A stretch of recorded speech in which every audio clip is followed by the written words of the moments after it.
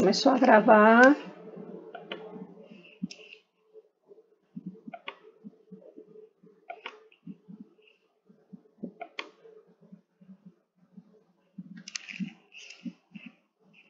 Vou começar me apresentando para quem não me conhece, a maioria. Meu nome é Sharia Advíncula, eu sou pedagoga, pessoal. Permitir, Williane. O Williane já estudou comigo. Estou reconhecendo o rosto.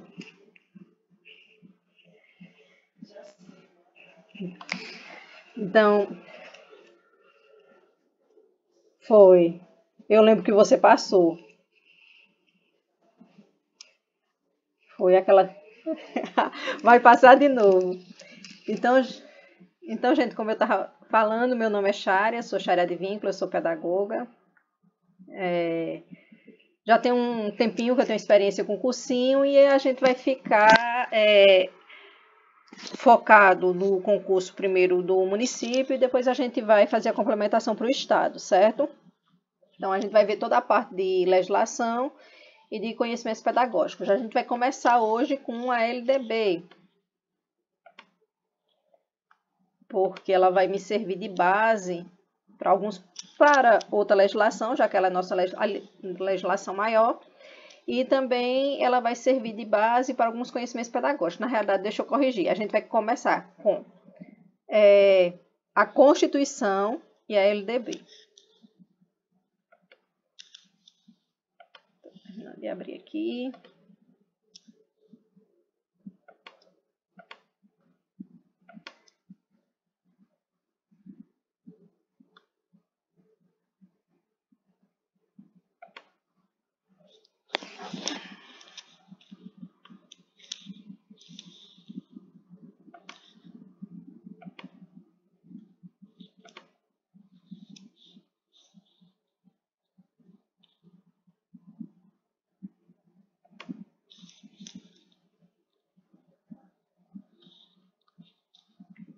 O computador, hoje, quando eu liguei, ele pediu para atualizar. Aí, como eu rejeitei, aí ele tá lento para abrir tudo.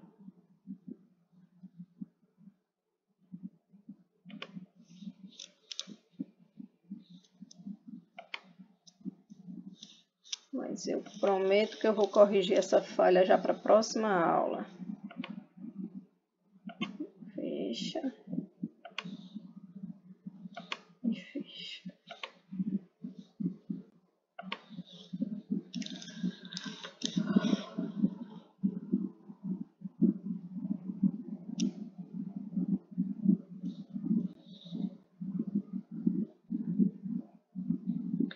Essas aulas, gente, como ela é um pouco longa, ela demora um pouquinho para baixar. Então, no outro dia eu faço já o arquivo e já cadastro vocês para se vocês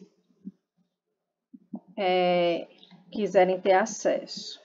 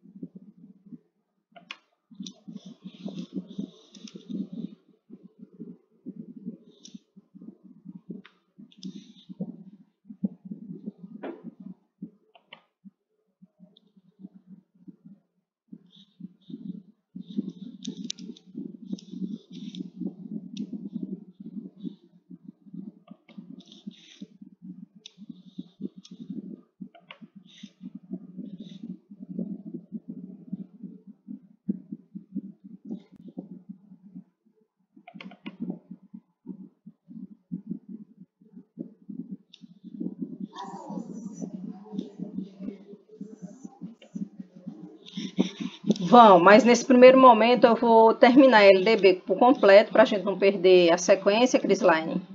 Aí depois eu vou revezando, certo? E a gente também vai revezar o domingo, eu e Léo. Acho que a partir da semana que vem. Um domingo ele e um domingo eu. porque senão não dá, a gente não consegue dar conta.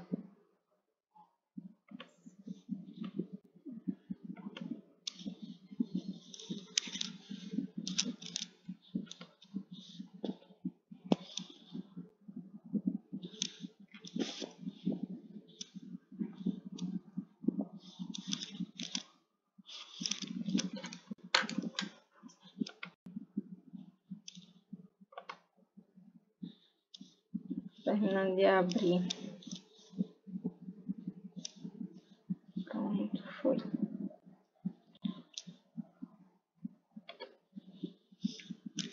Esses slides, se vocês quiserem, depois eu coloco no grupo, certo?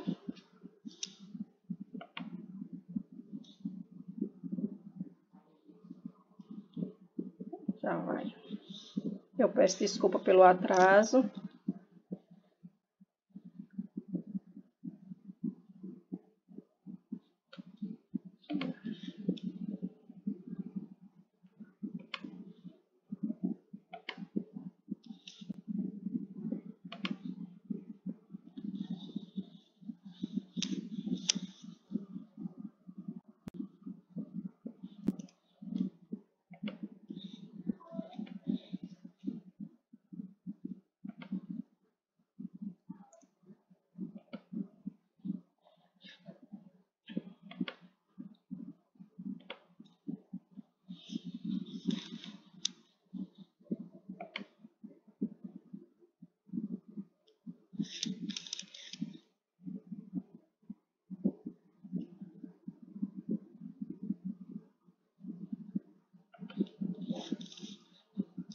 Não foi essa aula que eu pedi.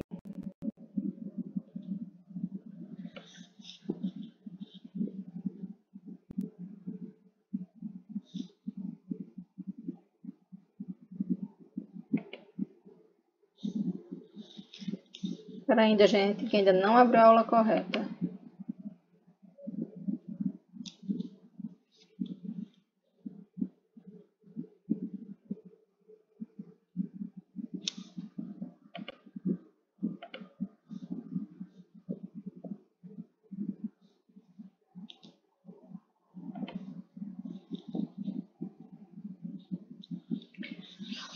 Como eu falei, a gente vai iniciar a aula agora, gente. Se vocês tiverem alguma dúvida, vocês podem abrir o microfone. Estão me escutando bem, todo mundo? Porque eu vou mudar de tela quando eu for passando aqui os slides e eu não vou conseguir ver se vocês levantarem a mão. Mas se vocês abrem, a gente abre espaço para vocês tirarem a dúvida ou para fazer com alguma colocação que vocês queiram.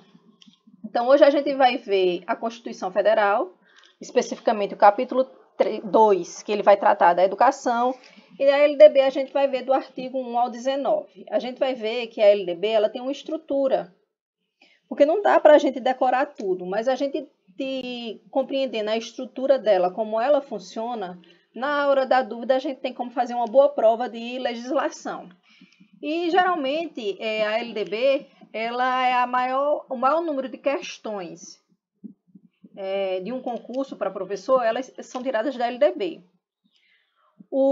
Nós tivemos muitas alterações na LDB agora em 2025, mas a grande maioria relacionada ao ensino médio, porque a gente sabe que nessa nova roupagem que chama de um novo ensino médio, que a BNCC ela modificou, mas que ele só foi implementado efetivamente a partir da LDB, que é a lei maior, a partir desse ano de 2025, porque ele carecia de um tempo. A legislação ela vem, mas os sistemas de ensino eles têm um tempo para eles poderem se regularizarem. Então, eles deram esse tempo e a partir de agora vai ter que seguir alguns parâmetros.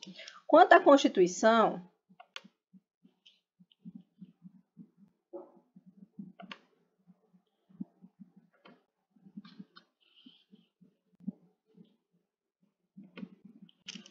eu estou abrindo aqui porque o PDF ainda não abriu.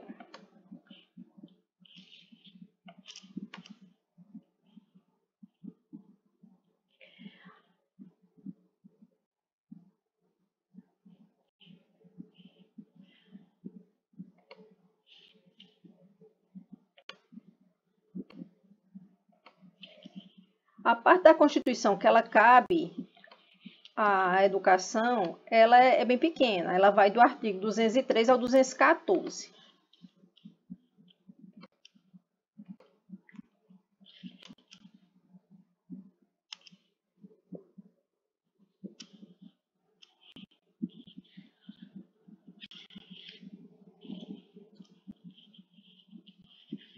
Só mudar de tela. E o 203, aliás, 205 ao 214, desculpe. E a gente vai ver que todo ele vai ser replicado na LDB, só que eu vou ter que ter cuidado em algumas mudanças, que eu vou pontuar aqui para vocês, que a gente não vai poder esquecer, porque principalmente a IDECAN, ela gosta muito de colocar a mesma coisa que tem em todas as legislações, o que vai coincidir. Só que de uma para outra, muitas vezes, eles vão mudando. Então, o 205, ele começa, quando ele vai falar da educação, ele vai começar a falar do direito da educação. A Constituição de 88, ela é chamada de Constituição Cidadã, porque ela vai lá na Declaração dos Direitos Humanos, e ele vai ver o que é direito dessa humanidade, o que é assegurado desde o nascimento para a humanidade como um só, e ele vai regulamentar. Porque eu tenho uma declaração dos direitos humanos, que ela é mundial, mas para que ela possa funcionar naquele determinado país, eu preciso de regulamentação. E geralmente quem faz essa regulamentação nos países que são democráticos são as suas constituições. No estado também ele vai ter a sua constituição e no município sua lei orgânica. Então, o 205 ele vai dizer de quem é esse direito à educação. Então, ele vai dizer que todo indivíduo ele tem direito à educação. Só que ele vai falar que o Estado ele vai provir essa necessidade, ele tem, já que ele é um direito fundamental e que todos têm direito, mas ele vai dizer que ele sozinho, ele não está nessa sozinho, já que a gente vive num Estado democrático de direito. Esse dever ele vai ser, vamos dizer, desenvolvido em um consórcio, em colaboração, tanto com o Estado e a família. Então, ele vai dizer, olha, o Estado é dever do Estado e da família ofertar a educação a todo e qualquer indivíduo, só que a sociedade como um todo, já que vivemos em uma democracia, ela também vai ter que garantir esse direito. E como é que ela vai garantir esse direito? A gente sabe que eu tenho uma escolarização que ela é obrigatória, que é dos 4 aos 17. Então, sempre que houver a falta da oferta, a sociedade civil ela pode requerer junto ao órgão público que seja ofertado, já que ela é um direito e tem que ser ofertado, ou ela fazer uma denúncia junto ao Ministério Público. Isso se aplica também aos procedimentos de dentro da escola, bem como do acesso e da permanência. Se tem um indivíduo que não está na escola e ele está dentro desse limite, que é da obrigatoriedade, então o Estado, a sociedade, ela tem que procurar os meios legais para que esse indivíduo tenha acesso. No caso, se a criança ela não está matriculada, ela vai ao Conselho Tutelar oferecer denúncia, como ao Ministério Público Estadual.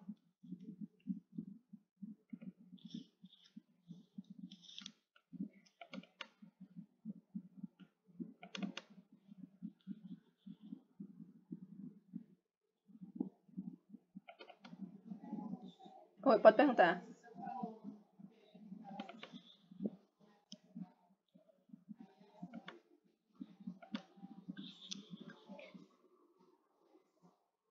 Espera aí, são duas coisas diferentes, certo? Primeiro, se ela não está sendo ofertado, a família ela vai ter que acionar quando o município, vamos falar do município. Se o município ele não oferta o que é sua obrigatoriedade, o que é a obrigatoriedade do município? Oferecer plenamente a oferta plena das creches e pré-escolas. Se ela não tem essa oferta, se ela falha essa oferta, as famílias elas requerem ao poder público, no caso ao município, que ele oferte. Se ele não ofertar, ele pode oferecer denúncia. Essa denúncia ela é feita junto ao Conselho Tutelar e junto ao Ministério Público. Mas não só a família pode oferecer a denúncia, a comunidade como um todo ela também pode oferecer. Eu não tenho filhos pequenos, mas eu sei que na minha cidade não oferta creche pré-escola pública. Então, eu tenho o dever, enquanto sociedade, de fazer essa denúncia. Certo, Crislaine? Então, esse dever ele é compartilhado.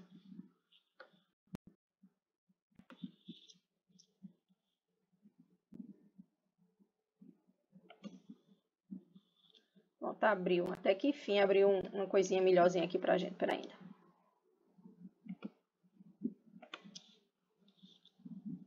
Se vocês não estiverem enxergando direito, vocês podem ver que no cantinho, vocês de frente e esquerda embaixo, dá para aumentar, viu?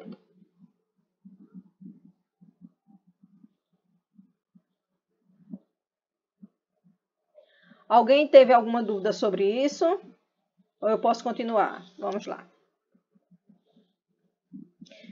Então, ele vai ter um objetivo. Então, o 205, ele também vai falar desse objetivo da educação. Ele vai dizer que tipo de educação se é necessária para viver nesse tempo presente. Então, ele vai dizer que era o pleno desenvolvimento da pessoa. Quando ele diz o pleno desenvolvimento da pessoa, ele está dizendo que a educação ela é muito mais do que o desenvolvimento de conteúdo. Então, eu tenho um indivíduo que ele tem que se desenvolver em todos os seus aspectos. Que aspectos são esses? Cognitivos, emocionais, intelectuais, motor, neurológico. Então, a educação ela tem que dar esse desenvolvimento pleno desse indivíduo em todas as suas nuances, certo? Em todos os seus aspectos. E para que é isso? Ele vai dizer que ela tem uma finalidade. E a finalidade é o exercício da cidadania e sua qualificação para o trabalho. Olha, esse objetivo ele é muito importante a gente saber dele, porque ele vai diferenciar pouca coisa, mas vai. Então, a Constituição vai dizer que é para sua qualificação para o trabalho. Já a LDB vai dizer para o mundo do trabalho.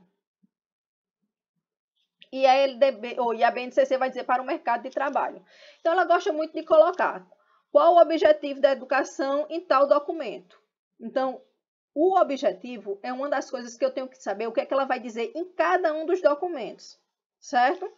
Então, ela vai diferenciar na Constituição, na BNCC e na LDB.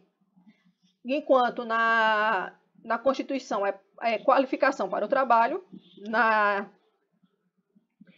LDB é para o mundo do trabalho e para a BNCC é para o mercado de trabalho.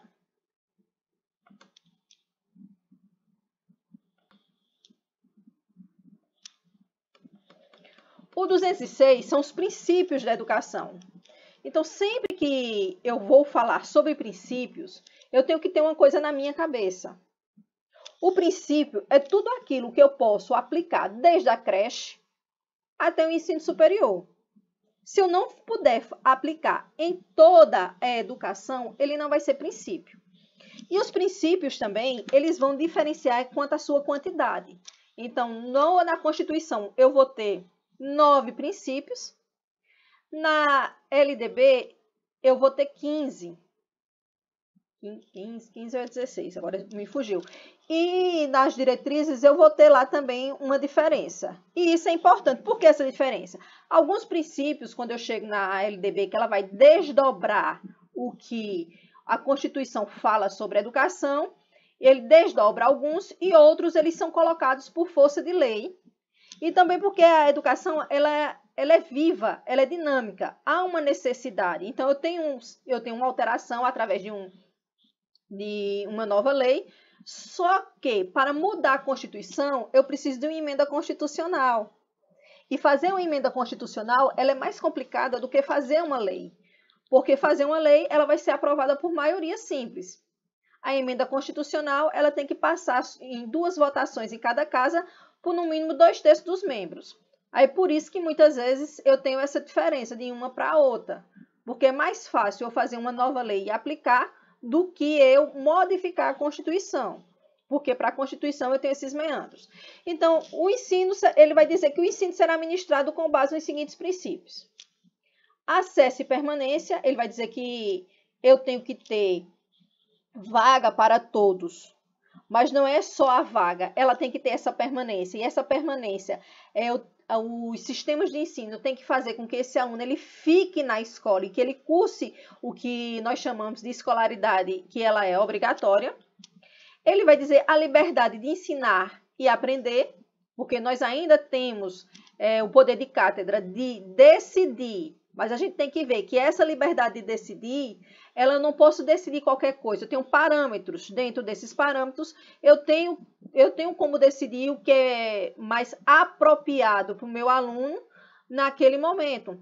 Até porque se eu tenho 10 primeiros anos ou 10 quintas séries numa escola, cada uma ela vai ter a sua peculiaridade. E quando ele diz de ensinar e aprender, é porque a educação ela é subjetiva. A aprendizagem ela vai de acordo com a necessidade e o desenvolvimento de cada indivíduo. Então, a escola não é uma fábrica, ela não padroniza todos iguais. E eu tenho que me atentar para isso. Cada criança ela tem a sua subjetividade, sua necessidade educacional, que ela vai variar. Tem o que a gente diz normais, que eles deveriam seguir o mesmo ritmo de aprendizagem, não seguem. Nós temos as crianças atípicas, que são aquelas crianças que elas necessitam de um processo educacional especializado ou que elas têm algum tipo de deficiência que interferem ou não no seu desenvolvimento intelectual e cognitivo. E isso vai impactar diretamente na sua aprendizagem.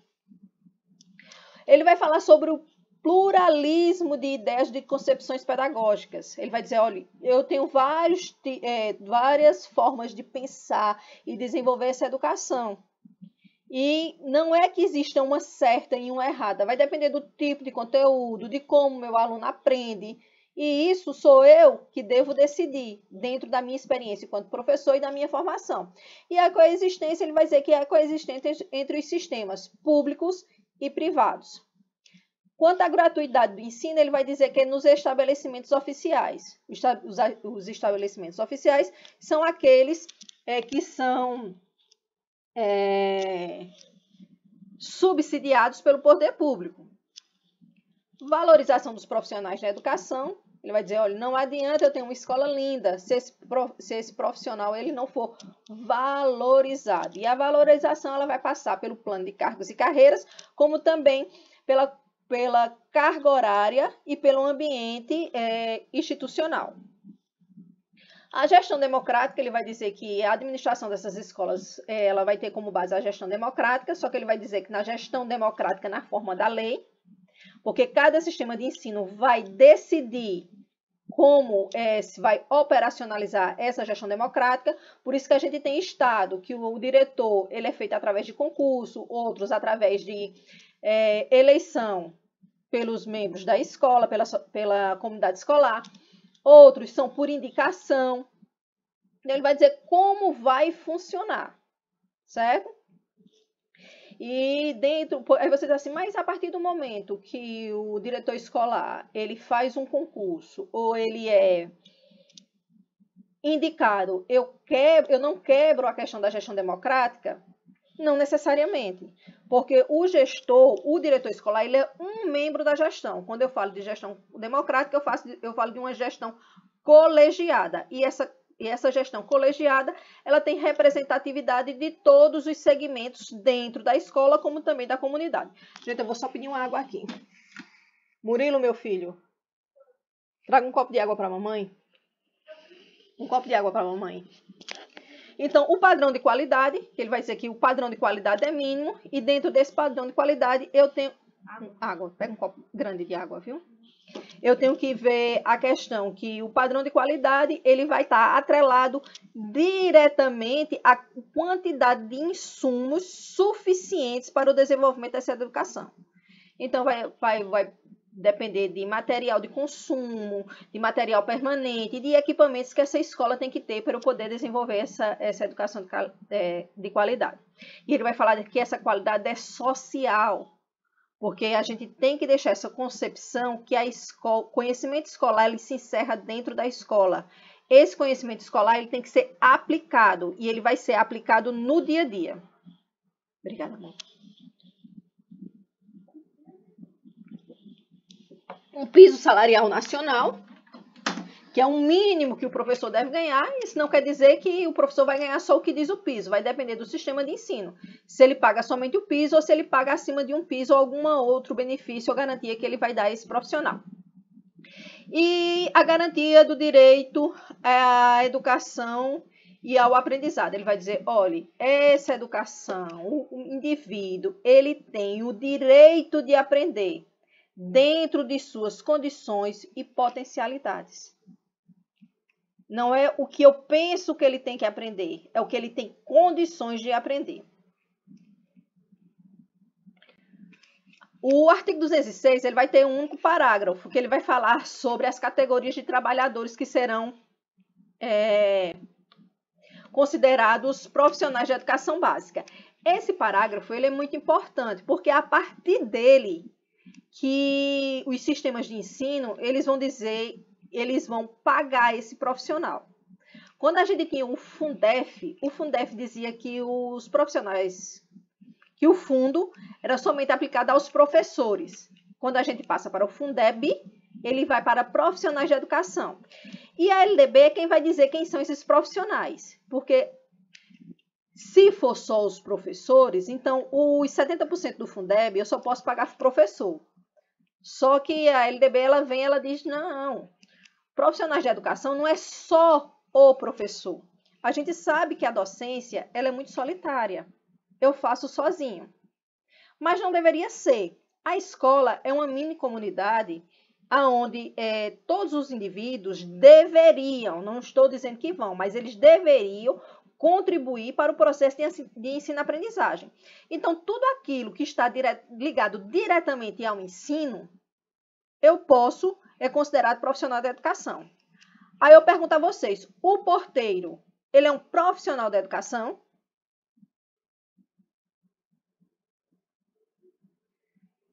Williane, Crislaine não, Gilmário, Williane. Ele é um profissional da educação, então ele pode ser pago pelo Fundeb. Assim como a merendeira, assim como os técnicos de laboratório, o pessoal da biblioteca, o pessoal da secretaria e a direção escolar. Aí eu pergunto, o pessoal da limpeza, eles são profissionais da educação?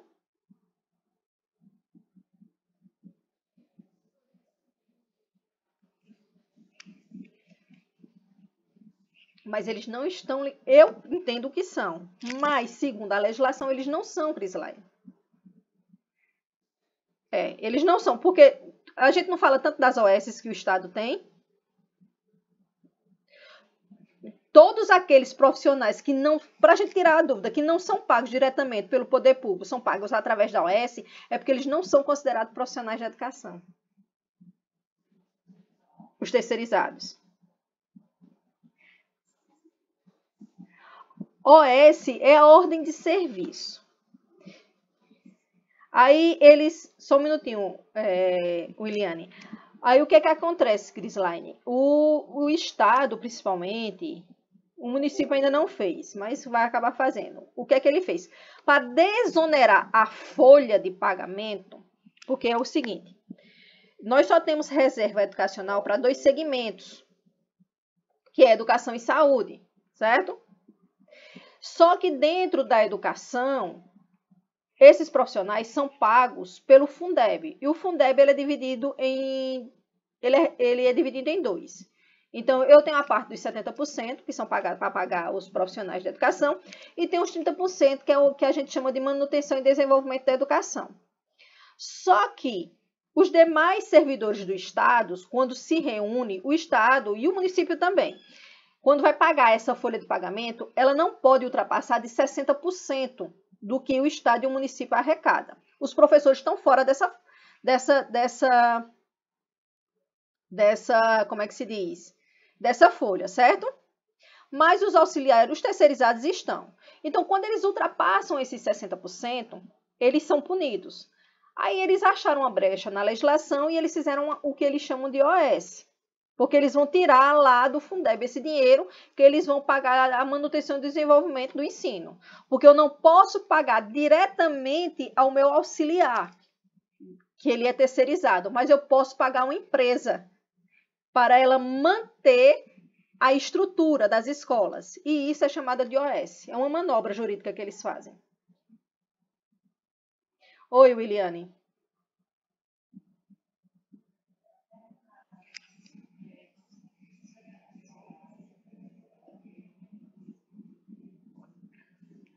Não.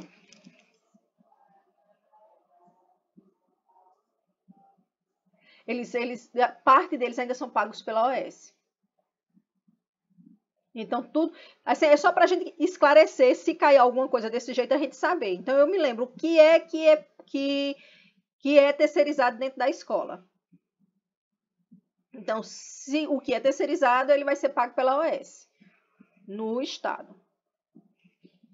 Então, esse parágrafo aqui, ele vai delimitar o que se pode, o que não pode pagar com os 70%, que é pagamento de pessoal, certo?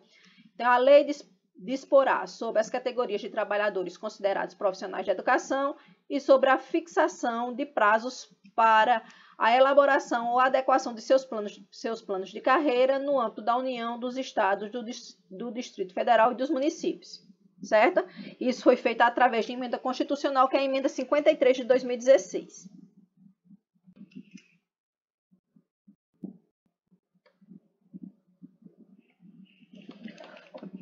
O 207, ele vai se aplicar diretamente às universidades. Então, ele vai falar como deve ser as estruturas das universidades. Então, ele vai dizer que as universidades, elas são instituições pluridisciplinares e que elas vão gozar de autonomia didático-científica, ou seja, elas podem, por isso que não existe uma BNCC ou uma lei que determine qual os conteúdos se deve trabalhar em cada curso do ensino superior, porque eles têm essa autonomia, que a gente chama de autonomia didático-científica. A administrativa, ela vai administrar os seus bens, ela não tem uma legislação como a gente tem do Fundeb, que o Fundeb é só para a educação básica, e a gestão financeira e patrimonial, e obedecerão aos princípios de indissociabilidade. Então, para ter o nome de universidade, eu tenho que ter ensino, pesquisa e extensão, que é o que se chama de tripé. O 208, ele vai dizer qual o dever do Estado, certo? O que é que o Estado ele tem que fazer para que ele possa garantir o acesso de todo o indivíduo à escolaridade, que ela é obrigatória, como também a permanência, certo? Ele vai dizer que um deles é garantir a oferta plena de vaga entre 4 e 17. A creche não é obrigatório o município ter oferta plena, é só a pré-escola e o fundamental e o ensino médio. Então, a creche pré-escola, a responsabilidade dessa oferta plena é dos municípios. O fundamental, ele é também do município, mas o Estado ele tem que garantir, então eles trabalham em conjunto, e o ensino médio apenas a responsabilidade do Estado, certo? Ele vai falar que as escolas elas têm que ter o que a gente chama de AE, que é atendimento educacional especializado, e esse atendimento educacional especializado, ele preferencialmente ele vai ser ofertado na rede regular de ensino, dentro da escola, da própria escola que o aluno está matriculado, ou em escola próxima. Só que ele vai dizer que, caso não seja necessário, o município e o Estado eles podem recorrer a outros órgãos através de parceria, que é o que faz através o que faz a FUNAD, e tem outro órgão também que faz nas cidades de grande e médio porte, que eu esqueci o nome agora, mas eu vou lembrar. Certo? Ele vai falar que progressivamente nós vamos ter que ter a universalização do ensino médio e também a oferta da educação infantil, porque anteriormente era só o fundamental que tinha essa oferta plena. Ele vai dizer que também essa educação que é desenvolvida, ela tem que dar condições para aqueles que queiram e tenham condições acessar os mais altos, os níveis mais elevados de ensino, pesquisa, cultura e arte. ela vai dizer que, apesar do ensino médio, ele ter se transformado em profissional, mas eu tenho que garantir também um ensino médio regular, e aos programas suplementares de educação, que a gente vai ver lá na LDB que eu vou ter o que eu posso fazer com o Fundeb e o que eu não posso fazer com o Fundeb. E que dentro das verbas da educação, eu tenho programas suplementares. O principal é de alimentação, saúde e transporte. Nós vamos ter 3 parágrafos. O primeiro vai dizer que o acesso ao ensino obrigatório é gratuito e é direito público e subjetivo, ou seja, o poder público ele tem que ofertar e a subjetividade ela vai depender da necessidade de cada indivíduo. Ele vai dizer que o não oferecimento do ensino obrigatório pelo poder público ou sua oferta irregular, ela importa a responsabilidade da autoridade competente, lembrando-se bem que a penalidade ela só é feita, o poder público ele só se manifesta se ele for provocado.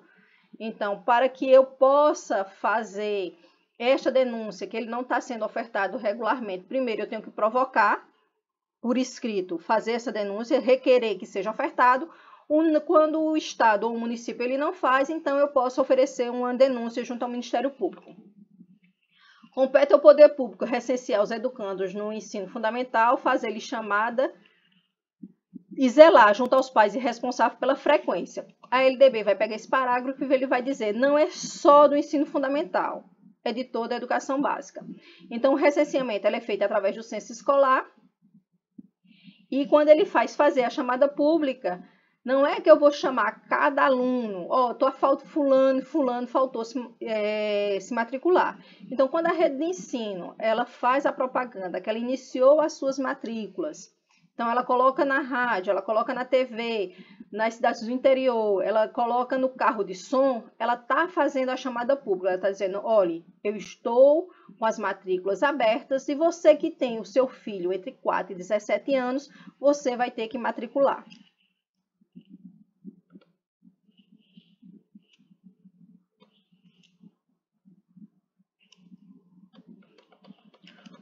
O 209 vai falar sobre a iniciativa privada. Ele vai dizer que a oferta... Primeiro, ele não diz que existe a coexistência lá, quando ele vai falar sobre... no artigo 206, ele vai falar dos princípios, ele vai dizer que a oferta ela é livre. A coexistência entre instituições públicas e privadas. Dentro dessa perspectiva, ele vai dizer que a oferta é livre, a iniciativa privada, ela pode ofertar, só que a partir do momento que ela oferta, já que ela é um direito do indivíduo, ela tem que seguir certas regras. Então, eu tenho o cumprimento das regras gerais, então toda a legislação que a escola pública ela tem que seguir, a priori, a particular também deveria.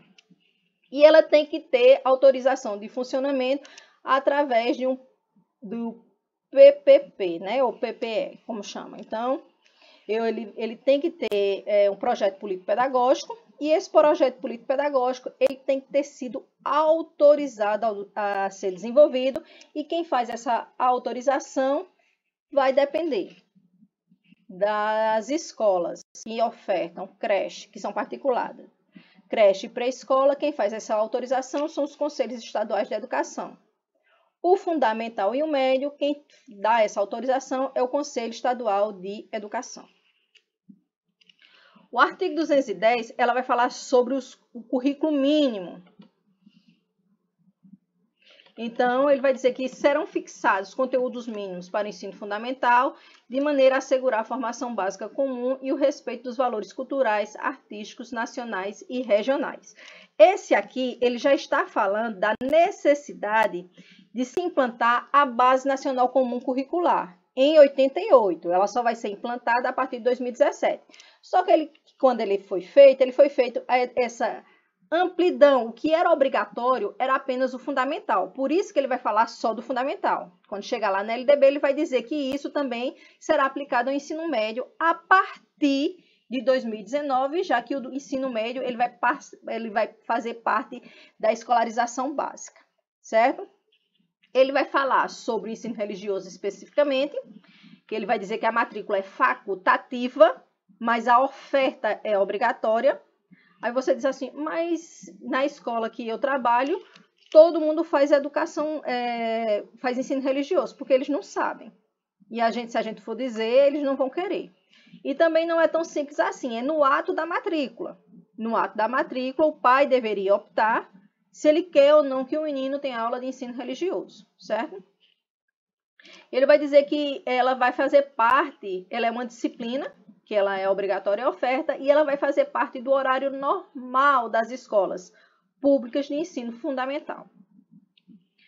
O ensino fundamental ele vai dizer que será ministrado em língua portuguesa, mas será assegurada às comunidades indígenas também a utilização de suas línguas maternas e processos próprios de aprendizagem.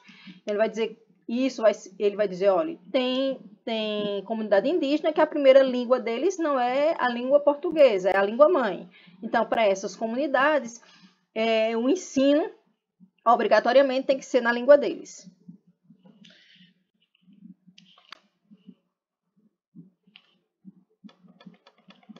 Espera aí só um minuto. Eu estava voltando na outra tela.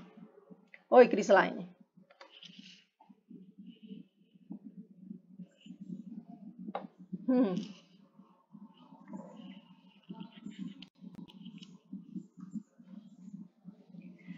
Não, é língua estrangeira. Isso aí vai ser aplicado, Crislaine, no ensino médio, quando a gente for falar da segunda língua.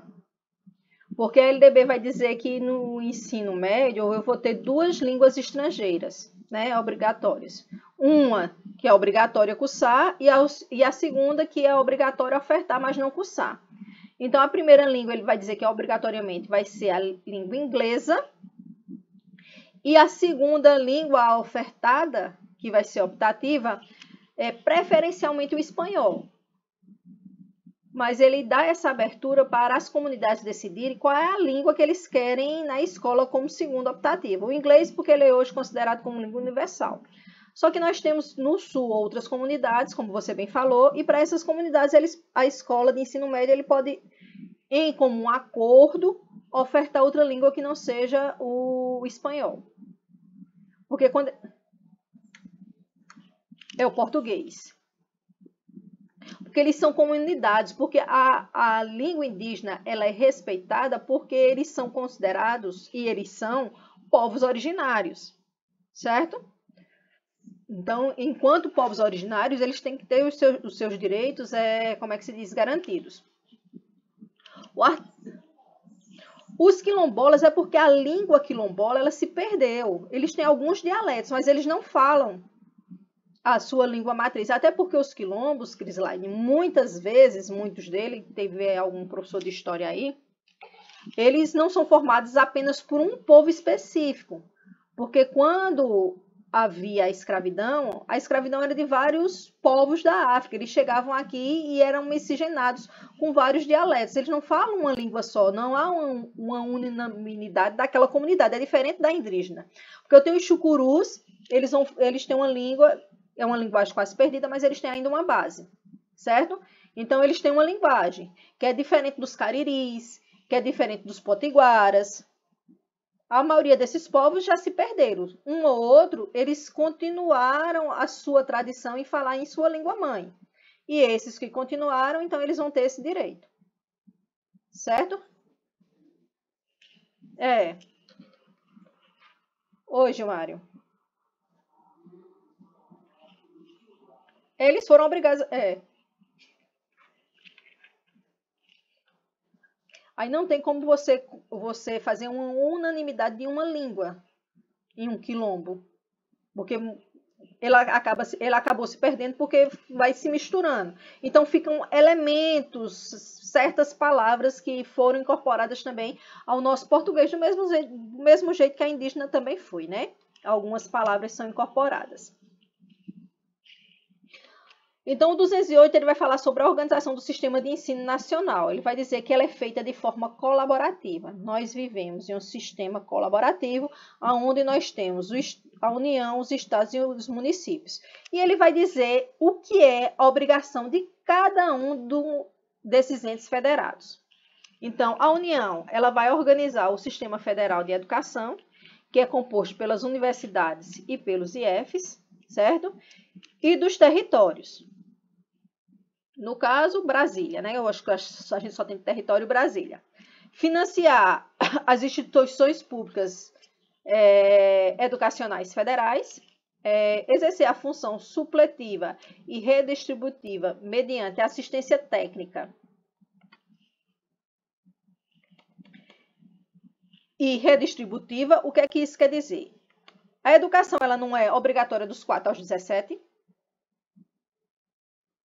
E eu tenho um custo anual aluno X. Então, quando o Estado, mesmo com a transferência do Fundeb, quando ele pega o total de alunos da sua rede e eu não consigo pagar a minha educação, a União ela tem que suplementar. Ela tem que complementar esse custo anual aluno mínimo por aluno matriculado, certo? Só que ela vai além, ela vai dizer, olha, se o Estado ele não oferta a educação que é obrigatória, que ele é obrigatório ele ofertar, que é o ensino médio, então a União ela tem que ofertar. Esse menino não pode ficar fora da escola. A mesma coisa o Estado, se o município não arrecada o suficiente para pagar a sua rede, ele complementa. Se ela não oferta aquele tipo de escola, o Estado tem que ofertar, o que é obrigatório. Os estados, ele vai dizer que eles atuarão prioritariamente no ensino fundamental e médio. Eles terão prioridade sobre essas duas etapas da educação básica. E os municípios sobre a educação infantil e o ensino fundamental. Lembre-se que o ensino fundamental, estados e municípios, eles vão trabalhar juntos. Por isso que ainda existem algumas escolas, principalmente do interior, onde o estado oferece o nível fundamental. E aqui também tem 2 ou 3 escolas. Os entes federados definirão as formas de colaboração de forma a assegurar a universalização do ensino obrigatório. Isso vai ser feito tanto através da LDB como das diretrizes. E a educação básica pública gratuita atenderá prioritariamente o ensino regular. O que é o ensino regular? É aquele onde a criança está mais ou menos na faixa etária entre os 4 e os 17. O que não é regular, a gente vai chamar de EJA, Educação de Jovens e Adultos.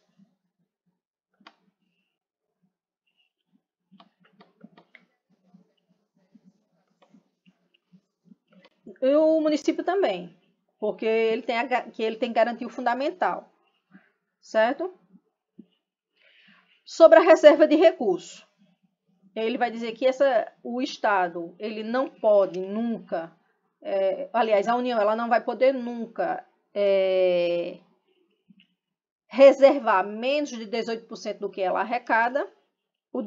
Os estados, o Distrito Federal e os municípios nunca menos do que 25%. Aí ele vai dizer o que não é considerado para o efeito desse cálculo. Então, parcela dos recursos, parcela dos recursos financeiros. Então, quando eu vou fazer essa reserva, a União vai fazer essa reserva, ela não pode colocar nesse cálculo o que chama de fundo de transferência dos estados e dos municípios. Não é que eles não contribuam para a educação, é porque eles vão contar o fundo de transferência dos estados e municípios, eles vão fazer parte da cesta de tributos que vão compor o Fundeb. Prioridade para a aplicação dos recursos. Então, ele vai dizer que o ensino obrigatório e sua qualidade, que é dos 4 ao 17, e ele vai dizer também o que é que não financia os programas suplementares de alimentação e assistência à saúde. E já está dizendo que ele vem de esse dinheiro é tirado de outro recurso, não do recurso da educação. Então, geralmente, eles são refinanciados pelo FNDE, através do salário educação. Ele vai falar que tem fontes adicionais de educação, que é o próprio salário educação, que o salário da educação é o percentual que as empresas, elas como é que se diz? Retiram, elas têm que pagar ao Estado em cima da sua folha. Então, ela vai variar entre 3% e 7%. A maioria só vai arrecadar os 3 mesmo. o Estado, né? Que ele quem diz. E distribuição do salário à educação. Ele vai dizer que, olha só, o salário à educação, a fábrica está no município. O município é quem arrecada. Só que ele não arrecada e ele utiliza todo esse valor, porque ele vai ter uma regra. Então, quando ele arrecada esse dinheiro vai para um fundo e o Estado ele vai redistribuir. E a redistribuição é per capita por número de alunos de cada rede de ensino. Então, o Estado fica com um percentual e cada prefeitura fica com um percentual. E outro percentual ele vai para o FNDE, que vai servir de base para o refinanciamento dos programas suplementares.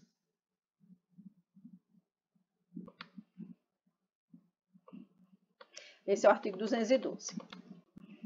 Ainda.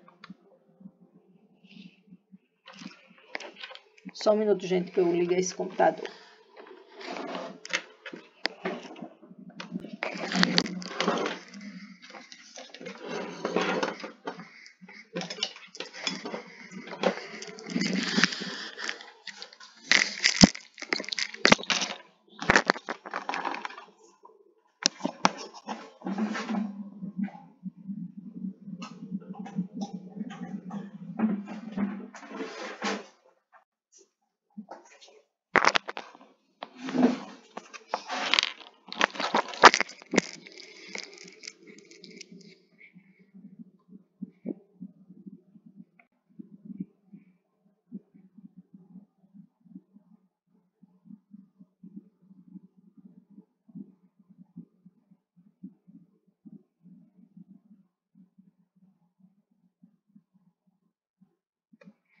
Pronto. Então, nós temos os 212... Oi, Crislaine.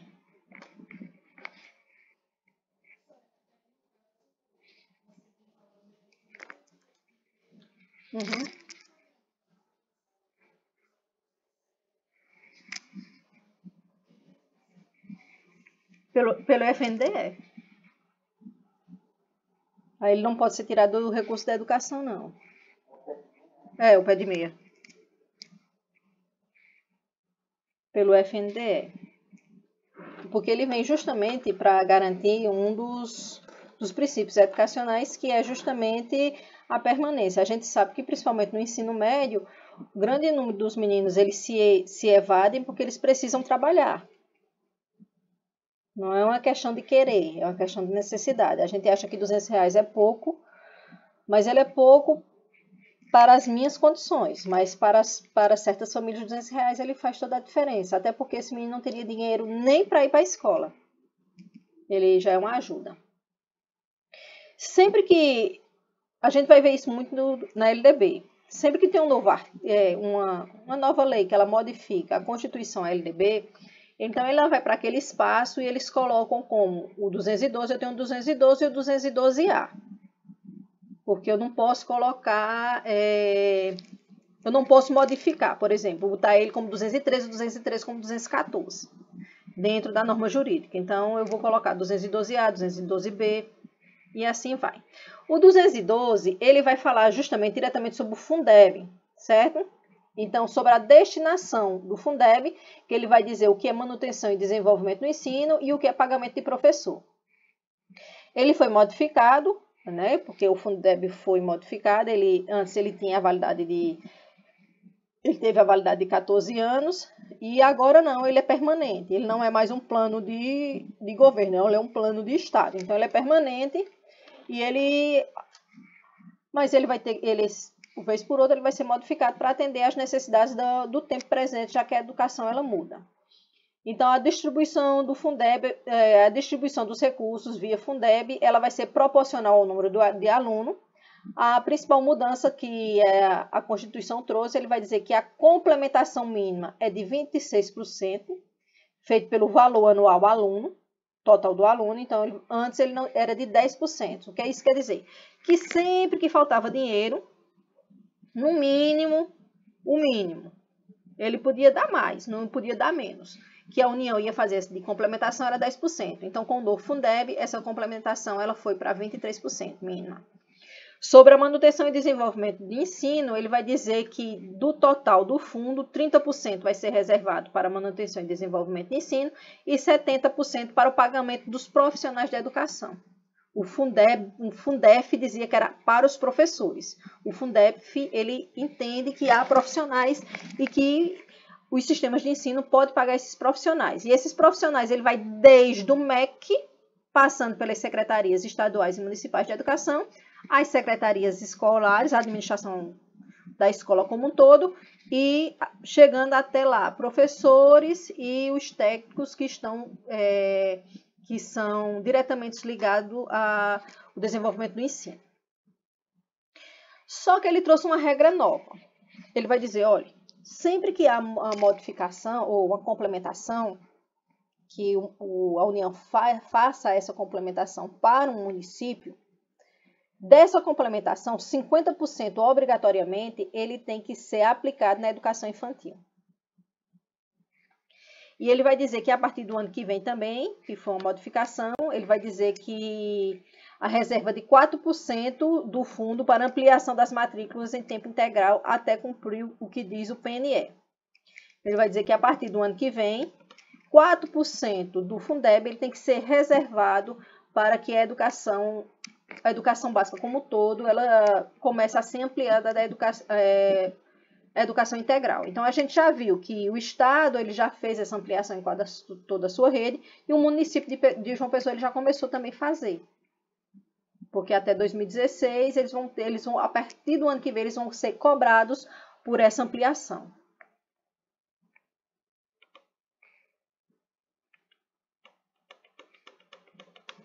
Destinação dos recursos. Então, isso foi um ganho que nós que somos envolvidos na educação pública, a gente teve a partir da Constituição de 88. Antes disso, o recurso público ele poderia sim ir para a iniciativa privada, para as escolas privadas, e isso acontecia. Só que a partir da Constituição de 88, ele vai dizer que somente as públicas, as comunitárias e as filantrópicas podem receber recursos públicos, certo? E a LDB ela vai regulamentar, ou seja, não é qualquer escola comunitária e não é qualquer escola filantrópica que pode receber. Só poderão receber aquelas escolas que, ao fecharem suas portas, peguem todo o seu patrimônio. Só pode receber primeiro aquela escola que pegue todo o seu excedente, ou seja, todo o seu lucro, e reaplique em educação, e que, caso elas fechem a porta, todo o seu patrimônio vá para outra escola, seja filantrópica ou escola pública. Ele vai dizer regras. O artigo 214, ele vai falar sobre o Plano Nacional de Educação.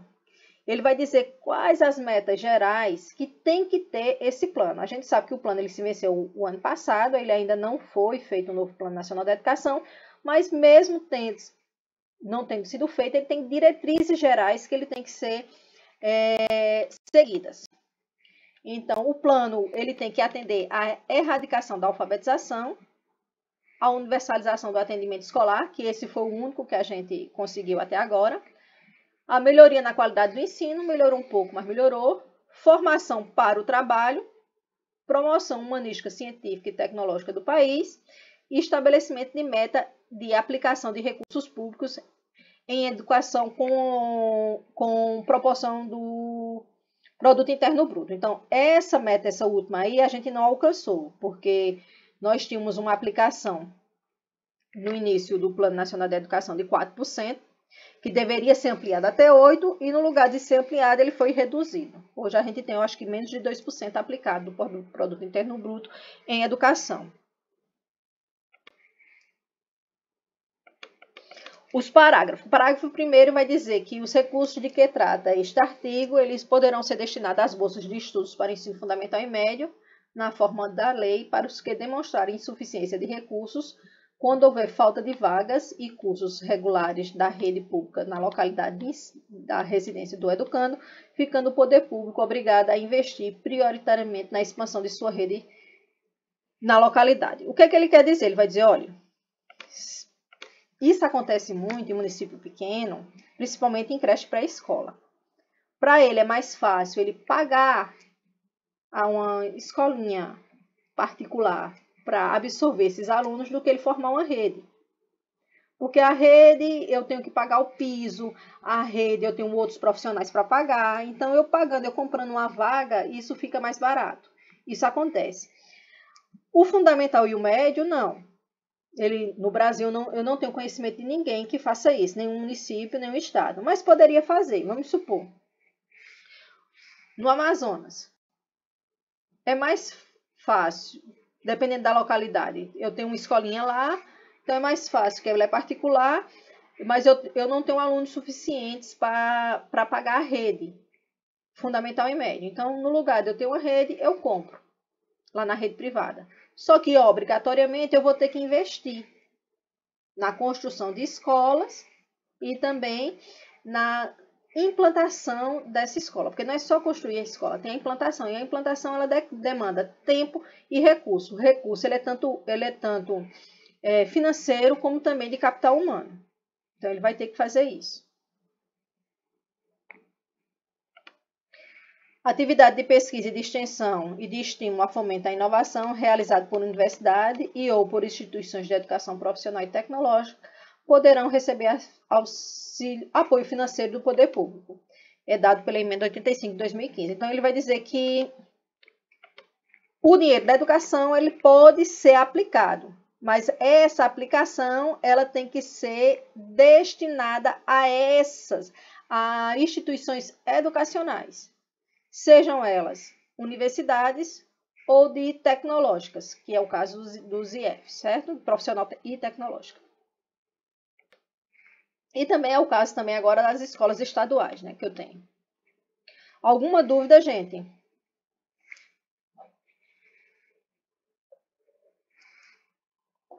Eu nem conversei com vocês. Eu sempre divido, as meninas que já fizeram cursinho comigo, eu sempre divido metade da aula para exposição de conteúdo e a outra metade, um pouco mais da metade, para resolução de questões. Vocês querem continuar nessa mesma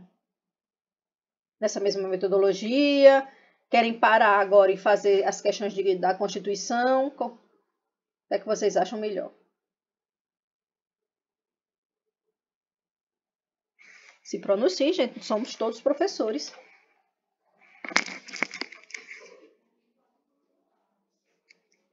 Uhum. 66, né, Grislaine? Então, vamos lá. A Constituição, a gente vai ver a primeira parte da Constituição, que a gente vai falar das normas gerais, do entendimento da educação, de como se organiza essa educação e também do que é responsabilidade de estados, municípios e União, bem como das responsabilidades dos sistemas de ensino, das escolas e dos professores, certo? Essa não é nossa primeira Constituição, né? Não é nossa primeira LDB, é nossa segunda LDB.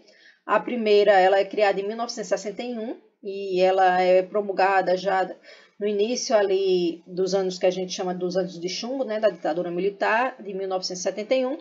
E ela é uma LDB que ela existiu no papel, mas pouca coisa foi colocado em... Como é que se diz? Foi efetivado, certo? Então, a Constituição de 88, eu já peguei questões da IDECAN, chamando ela de substitutivo de Darcy Ribeiro. Por que ela chama assim? Porque dentro da pesquisa, quem trabalha com legislação educacional, alguns legisladores chamam ela de substitutivo Darcy Ribeiro, porque ela passou mais de 10 anos, ela passou 16 anos tramitando, de 88 até 96. E nesse período nós tínhamos várias versões da LDB. Então nós temos uma versão da Câmara dos Deputados, nós temos várias versões na Câmara dos Deputados. Nós temos das escolas particulares, que elas tinham uma versão. Nós temos as dos evangélicos, da bancada evangélica, que tinha outra visão. Também da católica, que tinha outra visão. Dos pesquisadores, que tinham outra visão. E tínhamos a versão do senador Darcy Ribeiro. Então, quando o Darcy Ribeiro que foi um grande legislador, um grande político, um grande, como é que eu vou dizer, nome da pesquisa e do defensor dos direitos no Brasil, dos direitos fundamentais, ele tinha sua visão sobre a educação. Então, ele era um educador. Ele tinha uma visão de educador e ele fez a sua LDB. Tinha um entendimento da sua LDB. E quando Darcy estava para morrer, numa forma de homenagear, fizeram uma coxa de retalho daqui para daquilo outro e aprovaram essa Constituição em 96 e botaram o nome de substitutivo Darcy Ribeiro. Mas se a gente pegar o que Darcy Ribeiro ele entendia da educação e pegar essa LDB, a gente vai ver que há uma diferença enorme. Eu costumo dizer que se ele leu depois morte, ele se revirou no túmulo. Mas é o que nós temos.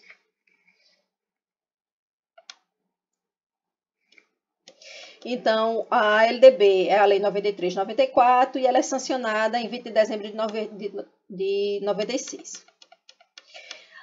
No seu artigo 1º, ele traz logo qual é a compreensão que o país, as instituições e a sociedade em geral, ela tem que ter da educação. Então, ele vai dizer qual o nosso entendimento, qual o entendimento do Brasil da educação.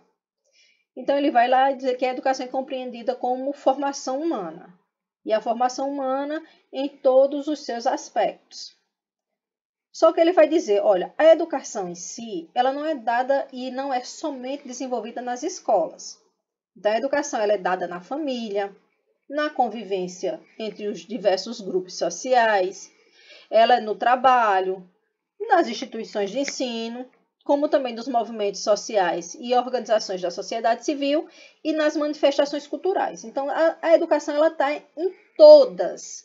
Tanto é que na área da pedagogia a gente vai chamar, né, Gilmário? A gente vai chamar o que é educação formal, o que é educação informal e o que é educação não formal.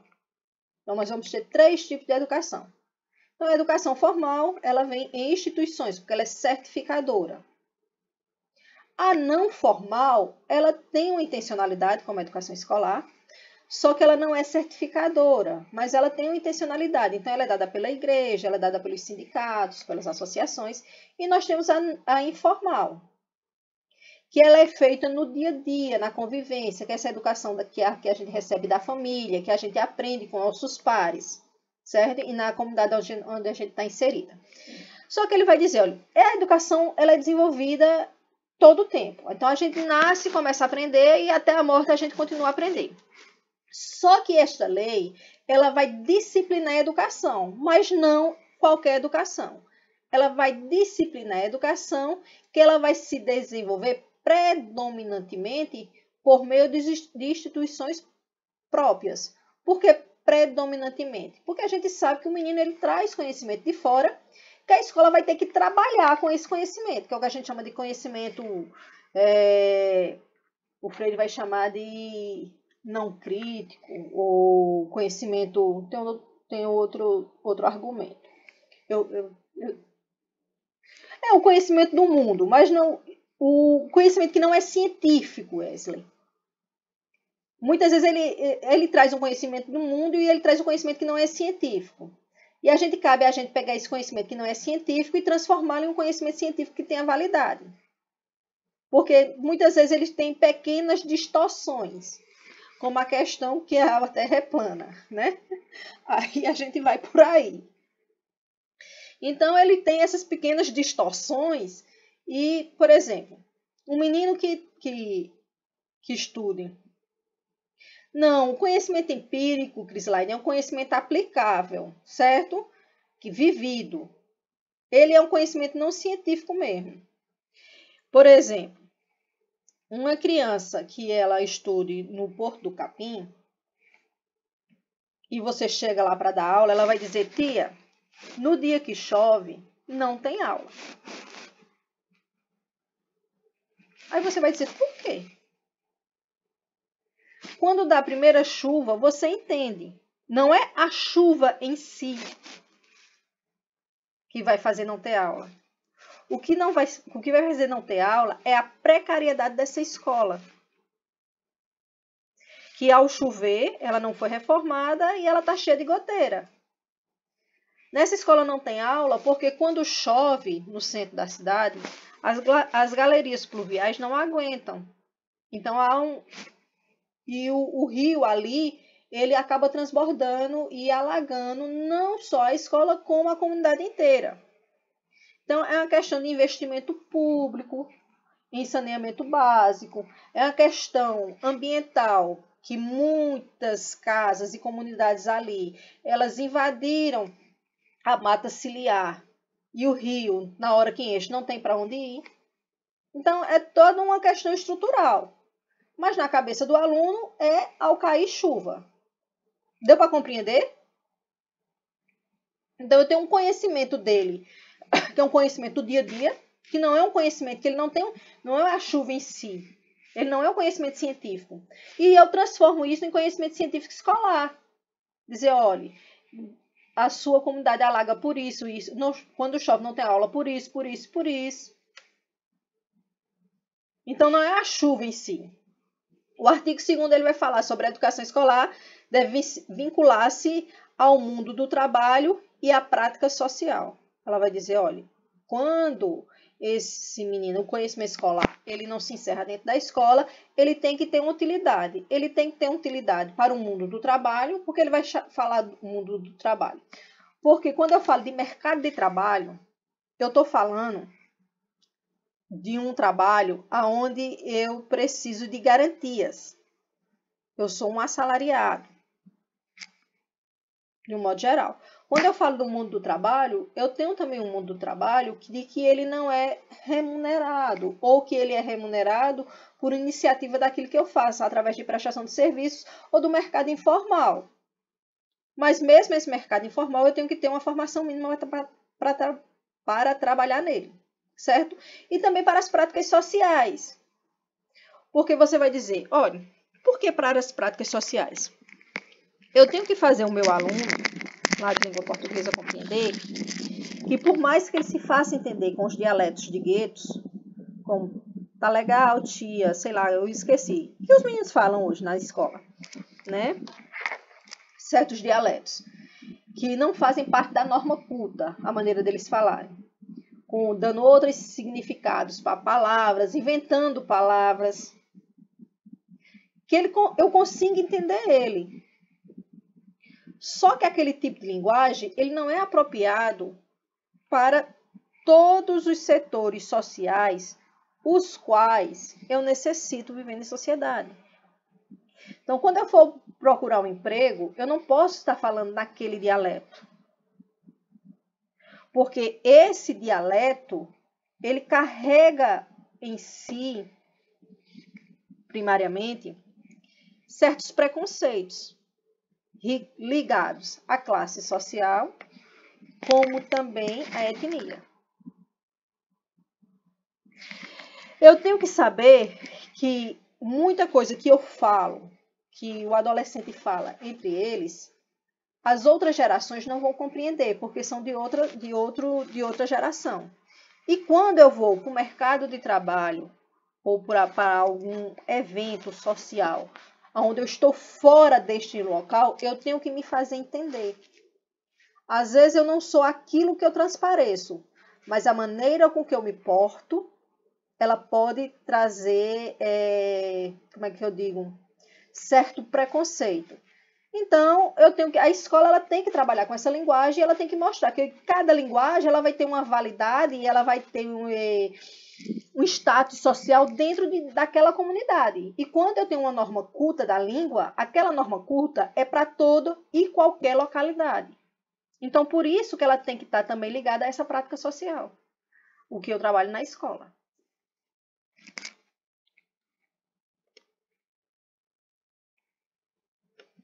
O 2, ele vai regulamentar o 206, né? O 203, desculpe. O 203, estou no 203 direto, mas no 205, e ele vai falar, olha só. Primeiro ele vai dizer que a educação é defeito da família e do Estado, e ele vai dizer quais são as inspirações dessa educação. Então ele vai lá na queda da Bastilha e ele vai dizer que é nos princípios de liberdade, e também ele vai lá na Declaração dos Direitos Humanos e vai dizer e nas ideias de solidariedade humana. Porque ele vai entender o seguinte, a gente vive em uma sociedade, a gente não vive sozinho. E viver em sociedade é se colocar no lugar do outro. Então, essa educação ela tem que dar conta disso. Porque cada vez mais os assaltos eles se tornam um latrocínio. Porque cada vez mais nossos jovens estão violentos. Então, há uma teoria que diz, em educação, que ela vai dizer o seguinte, e eu acredito nela. Quando eu nasço numa determinada condição, e desde pequeno vai se colocando em mim que eu não valho nada, que eu não aprendo, que eu vim no mundo, mas não era para ter vindo, que dentro dessa concepção familiar e desse arranjo familiar não tem lugar para mim nessa sociedade, e eu acabo me transviando, saindo dessa sociedade do que a gente acha normal.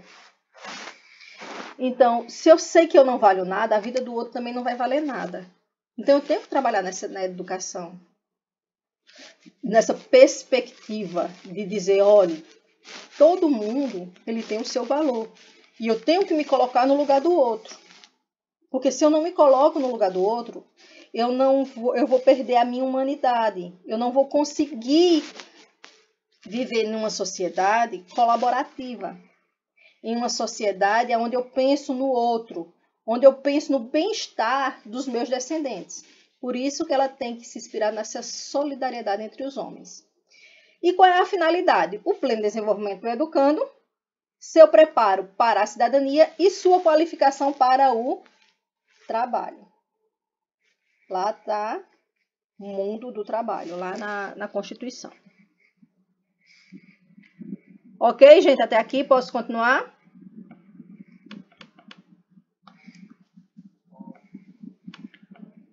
O artigo 3, ele vai falar sobre os princípios. Então, nós tivemos 9 lá na Constituição e na LDB nós vamos ter aqui 15, certo? Eu botei o de vermelho, o que vem modificando. Então, o primeiro, ele vai coincidir lá. Igualdade de condições para acesso e permanência na escola. O segundo, ele já vai se desdobrar. Lá ele tem liberdade de aprendizagem. O terceiro, pluralismo de ideias de concepção pedagógica. Lá, liberdade e pluralidade vai estar junto. Respeito à liberdade e apreço à tolerância, porque é o que está faltando na nossa sociedade. A gente tem um novo, né? Coexistência de instituições públicas e privadas também vai coincidir. Gratuidade do ensino nos estabelecimentos oficiais. Valorização dos profissionais de educação também vai estar nos dois. Gestão democrática na forma da lei. Padrão de qualidade mínimo também. Aí vamos ver os novos. Valorização da experiência extraescolar. A relação, ele vai dizer que o conteúdo escolar, ele tem que fazer relação entre escola, trabalho e práticas sociais. Consideração com a diversidade étnico-racial, que ela é colocada por uma legislação específica de 2013, que vai falar sobre isso. Garantia do direito à educação e aprendizagem ao longo da vida, ela é garantida pela BNCC de 2018, que ele vai dizer, olha, o menino não vai poder viver a vida toda na escola. Então, quando ele termina a escolarização, que ela é obrigatória, esse conhecimento ele tem que dar condições porque o mercado de trabalho e as práticas sociais, elas são muito dinâmicas, elas mudam o tempo todo. Então, quando ele precisar desta mudança, ele tem que ter um arcabouço de conhecimentos que dê condições para que ele saiba por onde caminhar em busca desse conhecimento, porque ele não vai poder voltar novamente para a escola. Terminou a escolarização obrigatória básica, terminou. O aluno ou vai para o mercado de trabalho, ou vai para a universidade, e mesmo assim com finalidade.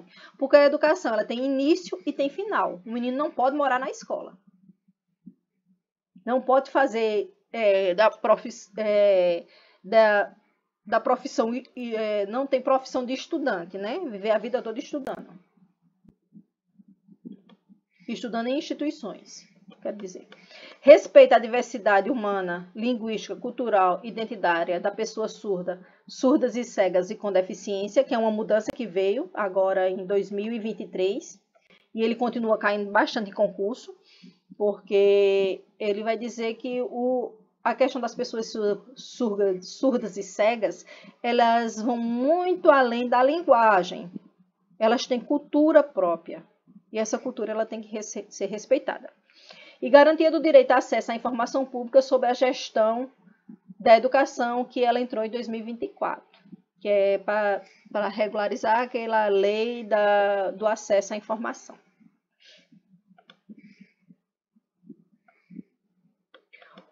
O artigo 4º, ele faltou aqui, gente, e eu esqueci de consertar, ele faltou um pedaço.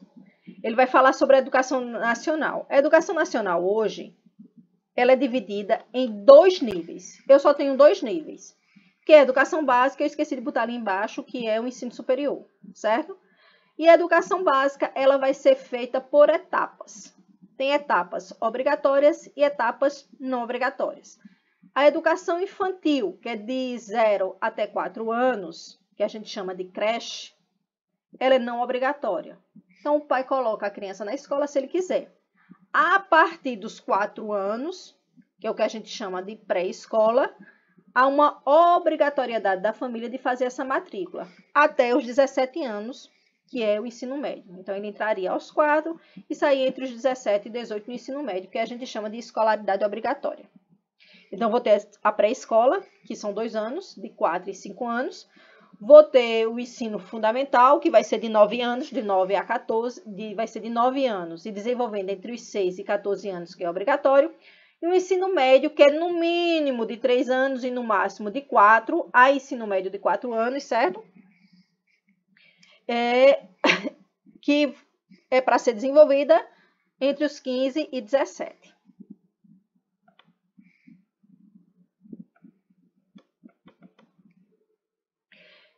Então, a educação quanto à educação infantil, isso é o primeiro. O segundo, ele vai dizer que a educação infantil é gratuita às crianças de até 5 anos de idade. O atendimento educacional especializado gratuito aos educandos com deficiência, transtornos globais do desenvolvimento e altas habilidades ou superdotação, ela vai ser transversal a todos os níveis, etapas e modalidades. A gente vai ver lá na frente que a educação básica ela tem modalidades. Só que a educação especial é a única modalidade que ela é transversal. Ela vai desde a creche até o ensino médio, porque ela é um direito do indivíduo. Se o indivíduo ele entra na universidade, ele precisa desse atendimento educacional especializado, então ele vai ser regido por uma resolução específica. Acesso público e gratuito ao ensino fundamental e médio para todos que não concluíram na idade própria, ou seja, aqueles que são evadidos por algum problema da escola, eles podem voltar fazendo a modalidade EJA. Acesso aos níveis mais elevados do ensino, da pesquisa, da criação artística, segundo a capacidade de cada um. Ele vai dizer que vai depender da capacidade. E também se o indivíduo vai querer, né?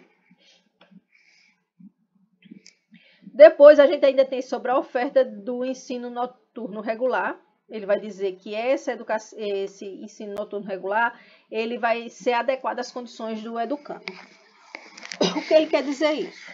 Olha, quase todo o ensino médio, ele foi transformado em profissionalizante. Então, ele está ali atrelado a um curso profissionalizante. Só que ele vai dizer que o regular, sem ser profissionalizante, ele vai ter que ser ofertado também, porque eu tenho um jovem trabalhador. Esse jovem trabalha durante o dia, ele vai estudar à noite, certo? Só que ele vai dizer que isso vai ter que ser adequado às condições. Quando ele diz adequado às condições, ele vai estar falando de currículo e horário. Porque, por exemplo, se eu tenho uma turma que o menino ele trabalha o dia todinho no centro da cidade e ele mora no Valentina, e as aulas começam às 7, e esse aluno não consegue chegar às 7 se ele sai de 5. A não ser que ele vá com fome para a escola. E muitas vezes, mesmo com fome, ele não consegue chegar. Então, ele vai dizer que dependendo da peculiaridade desse aluno, eu posso modificar esse horário. Ou eu posso começar um pouco mais tarde, um pouco mais cedo. A gente vai discutir isso lá na frente. Oferta de educação escolar regular para os jovens e adultos, com características e modalidades adequadas às suas necessidades e disponibilidades, garantindo que forem trabalhadores as condições de acesso e permanência na escola. O 7º, ele vai falar sobre o atendimento ao educando em todas as etapas de educação básica por meio dos programas suplementares de material didático escolar, transporte, alimentação e assistência à saúde. Ele vai dizer que todo e qualquer estudante vai ter direito. Então, esse recurso ele não é tirado daqueles 18 e 25%, eles são suplementares. Então, ele é financiado pelo FNDE. O FNDE ele tem a arrecadação que ela é feito através de empréstimos que o governo federal ele faz para desenvolver a educação básica, como também pela arrecadação do salário educação. Então, são fontes adicionais da educação que a gente chama. Sob o padrão mínimo de qualidade, ele vai dizer que definido como variedade e quantidade mínima por aluno de insumos indispensáveis ao desenvolvimento do processo de ensino e aprendizagem, adequada à idade e às necessidades específicas de cada estudante, inclusive mediante a provisão de mobiliário, equipamento e material pedagógico apropriado. O que é que ele quer dizer assim? Ele vai dizer, olha, toda a educação básica, ela não custa a mesma coisa. Ela vai custar diferente. Certo? Então, se essa escola ela é integral, ela tem um valor, custa aluno. Se essa escola ela é na cidade, ela tem um custo. Se ela é rural, ela custa outro. Se ela é quilombola, ela custa outro. Então, ele vai variar. Então, o recurso anual aluno, ele varia. Ele varia da etapa, ele varia da modalidade e ele varia também da localidade dessa escola. Então, se ela é rural, ou se ela é urbana, se ela é integral, ou se ela é parcial. Então, ele vai variar. Vaga na escola pública de educação infantil de ensino fundamental mais próxima de sua residência a toda criança a partir do dia que completar 4 anos de idade. Ele mais próxima, isso não quer dizer que eu vou matricular naquela escola porque eu quero naquela escola. Mas se eu chego naquela escola e ela não tem vaga para o meu filho, então, o município, o pai sai já direcionado para uma escola mais próxima. É uma obrigação da escola. Então, a direção da escola ela vai ligar e vai dizer, olha, eu estou mandando Crislaine aí, que é mãe da aluna fulana de tal, então não tem vaga aqui, então ela tem que ser matriculada na escola mais perto e vocês têm vaga, então vocês vão matricular ela aí. Então, ela tem que ter essa coordenação. Em 2022, ela entrou a alfabetização plena e capacidade gradual para a leitura ao longo da educação básica, com requisitos indispensáveis para a efetivação dos direitos e objetivos de aprendizagem para o desenvolvimento do indivíduo. Esse no 11º ele entrou porque ele vai justamente regulamentar a questão da educação ao longo da vida, mas ele também vem regulamentar o seguinte, que a alfabetização... A gente trabalha com o ciclo de alfabetização, que é 1º e 2º ano, só que a gente sabe que o aluno, quando ele sai, a alfabetização ele não se encerra aí. A alfabetização ele vai acompanhar o aluno durante toda a escolarização, porque há novos conhecimentos e quando a gente fala dessa alfabetização ela plena, ela também não é só em língua portuguesa, ela em toda e qualquer disciplina ofertada pela educação obrigatória.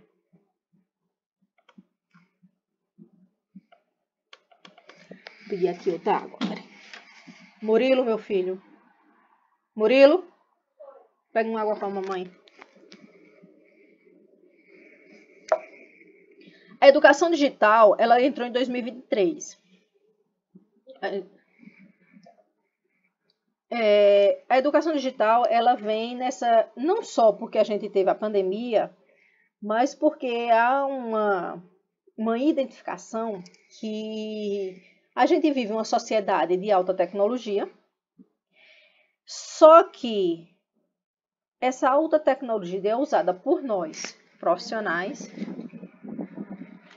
e ela também é usada para o aluno somente para fins de divertimento, de recreação. Ela não é utilizada para a formação desse indivíduo ser um sujeito digital, para que ele saiba como usar todas as ferramentas e todo o conhecimento que ela é disposto. Porque há uma diferença entre informação e conhecimento.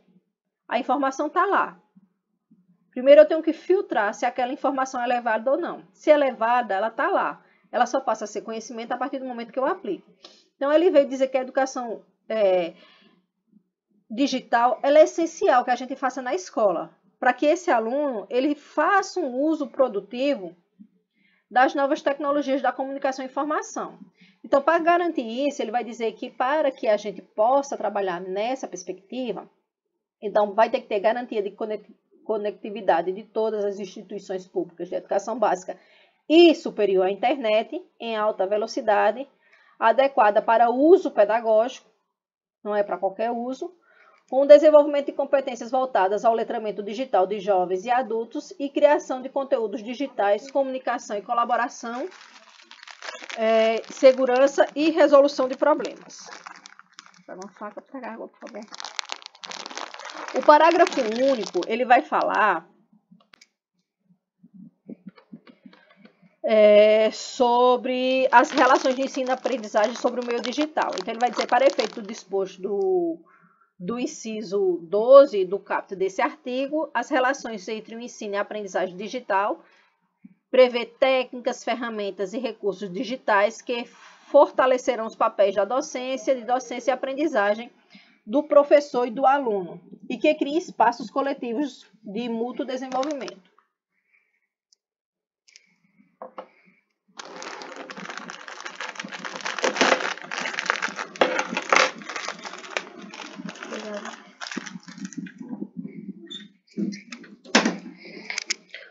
O artigo 4, ele vai falar sobre o quarto A, sobre atendimento educacional durante o período de internação. Ele é de 2018, era para ter sido regulamentado até 2020 e não foi.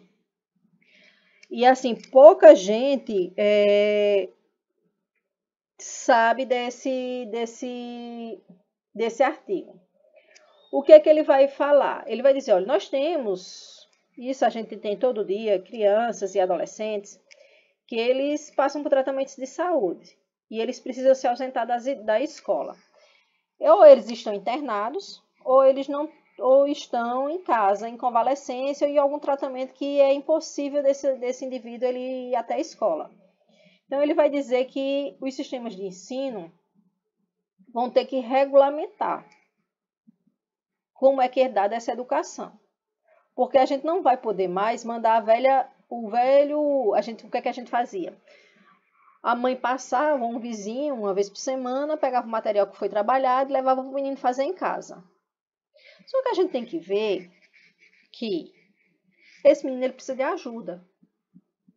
Nem sempre a família tem condições de dar esse suporte. E ele não vai conseguir aprender sozinho. Então, não é só mandar esse material. Ele tem que ter aula. Então, e essa aula, os sistemas de ensino vão dizer como ela vai ser realizada. Cada sistema de ensino vai ter que regulamentar, porque é um direito dele.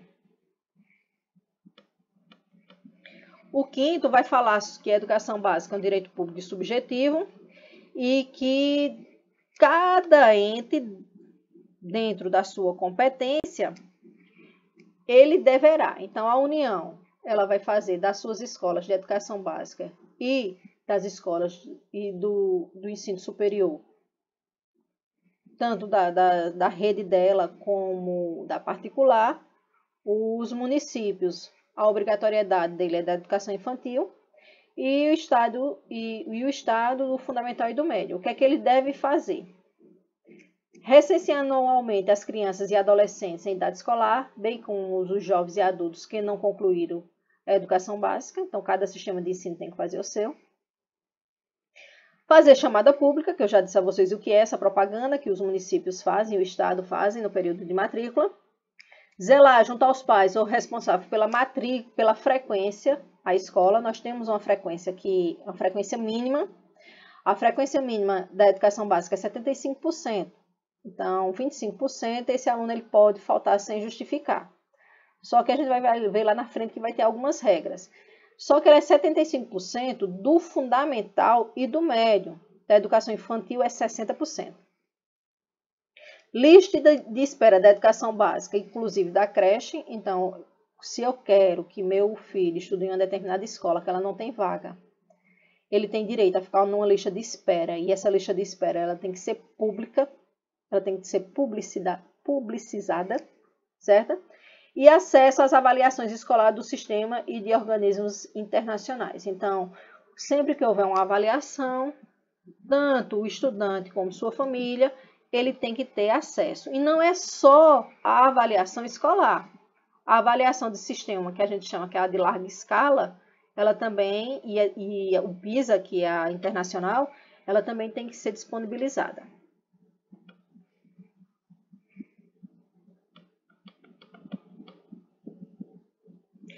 Então, ele vai dizer que nós vamos ter o parágrafo. São 3 parágrafos.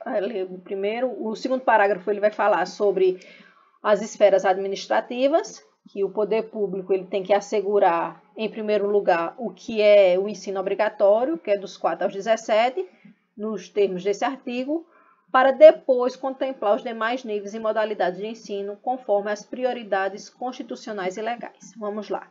Isso aqui a gente vai ter que dar uma parada para discutir. Ele está dizendo o seguinte: eu tenho o que é obrigatório de cada ente federado. Então, ele vai dizer, olha, o município ele só pode ofertar o ensino médio se ele se ele cobriu a necessidade do seu município de educação infantil e ensino fundamental. Só que para ele ofertar o médio, além dele ter suprido essa universalização, ele também tem que arrecadar acima dos 25% que a Constituição diz que ele tem que arrecadar, ele poder ofertar. Isso se aplica ao Estado. Então, se o Estado ele quer oferecer ensino superior, ele tem que ter a oferta plena, ter garantido que todos os municípios tenham a oferta plena do ensino fundamental, tenha a oferta plena do ensino médio também garantida e também arrecadar mais de 25%. A União, a mesma coisa. Para ele ofertar o ensino médio, ele tem que garantir que que ele ofertou todas as suas instituições de ensino superior, elas também tenham um certo padrão de qualidade. Aí você me pergunta.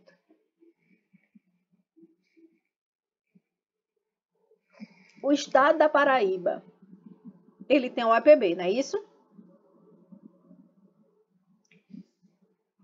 Por essa lei, ele só poderia ter o APB se ele arrecadasse mais de 25%. Não é isso?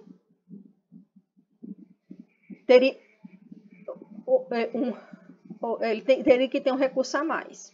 E teria que estar lá na Constituição do Estado. Ele arrecada mais de 25%? Não. Por que isso? Porque a lei não pode retroagir. A UEPB ela é anterior a essa lei. Por isso que ela só vive capenga, faltando recurso.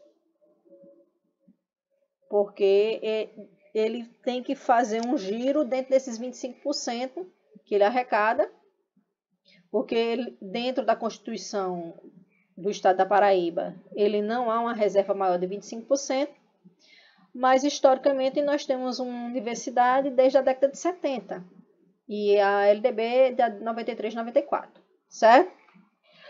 Terceiro, qualquer das partes mencionadas no caput desse artigo tem legitimidade para peticionar no poder público, na hipótese do artigo 2º do artigo 208 da Constituição, sendo gratuito o rito sumário e a ação judicial correspondente. Então, sempre que eu vou fazer uma denúncia sobre alguma irregularidade, seja ela de funcionamento dessa escola ou do sistema de educação, ou a não oferta, então eu vou ter primazia sobre isso. Ou seja, eu não vou pagar, que a gente sabe que tem custos judiciais, e o rito, ou seja, há uma prioridade de julgamento sobre essa questão.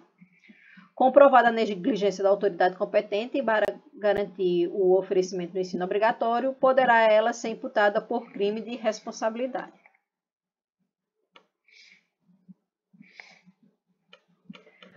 Para garantir o cumprimento da obrigatoriedade do ensino, o poder público vai criar formas alternativas de acesso aos diferentes níveis de ensino, independente da escolarização anterior. O que é que ele quer dizer? Ele vai dizer o seguinte, que é o que as escolas do município hoje estão vivendo. Então, a gente tem uma grande quantidade de alunos que vieram da Venezuela. E esse aluno, quando chega aqui, além da dificuldade da língua, nós temos a questão de que eles chegam sem documentação. Mas eu não posso pegar esse menino, porque ele não tem documentação, e botar para ele fazer o primeiro ano do ensino fundamental, ou se ele tem mais de 15 anos e não vier como documentação, ele fazer o Fundamental 1 através do EJA. Eu tenho que, a Secretaria da Educação, ela tem que fazer, ela faz um planejamento e ela vai enquadrar não em forma de punir, mas enquadrar em qual série esse menino deveria estar a partir dos conhecimentos dele e colocar naquela série correspondente. Incumbir ao poder público promover nos termos do regulamento o acesso público às informações educacionais do censo anual e dos exames e sistemas de avaliação da educação básica, considerando todo o processo de realização dessas atividades. Então, tudo que eu faço ele tem que ser publicizado. O 7º vai falar sobre a organização e manutenção do sistema de informação e estatísticas educacionais, que é feita pela União, através do INEP. Também é feito pelos estados e pelos municípios e do Distrito Federal, no âmbito da administração direta e indireta, sujeitando-se ao dever de transparência e publicidade com preceitos gerais e ao direito fundamental de acesso à informação. Isso foi feito em 2024. Então, ele vai dizer que toda a estatística que ela é feita, com o número de alunos, os que foram retidos, número de alunos com deficiência, com dificuldade, tudo isso ele tem que ser publicizado. E ele é feito através do censo escolar. E ele disse que, apesar da União fazer, os estados e municípios eles também podem fazer o seu. Então, o parágrafo 8º vai falar sobre os micros, que também foi 2024, sobre os dados e microdados que são agregados e desagregados, coletados na execução de políticas educacionais de caráter censitária, avaliativa ou regulatória, serão tratados, divulgados e compartilhados sempre que é possível de forma anonimizada, observando os parâmetros para anonimização previstos em regulamento. Ele vai dizer que todas as estatísticas educacionais, eu não vou dizer que fulano de tal teve deficiência ou tem uma deficiência educacional e isso impactou no seu desenvolvimento, por isso que ele foi retido. Eu vou colocar em dados gerais do sistema de cada escola um número de alunos que foram promovidos, um número de alunos que foram retidos, um número de alunos que foram evadidos, um número de alunos que tem algum tipo de necessidade educacional específica ou alguma deficiência que impacte diretamente o desenvolvimento e sua aprendizagem. Então, eu vou fazer sempre em dados gerais. O artigo 5º, ele vai falar sobre a disposição do inciso 6, 7 e 8º, aliás, o 5º-A, do artigo 5º, que ela ainda vai falar sobre a Lei de Informação Educacionais do Censo, dos Exames e do Sistema de Avaliação da Educação Superior.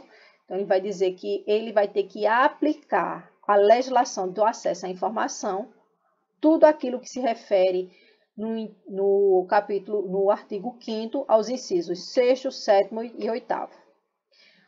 O artigo 16, ele vai dizer que é dever dos pais ou responsáveis efetuar a matrícula na educação básica a partir dos 4 anos de idade.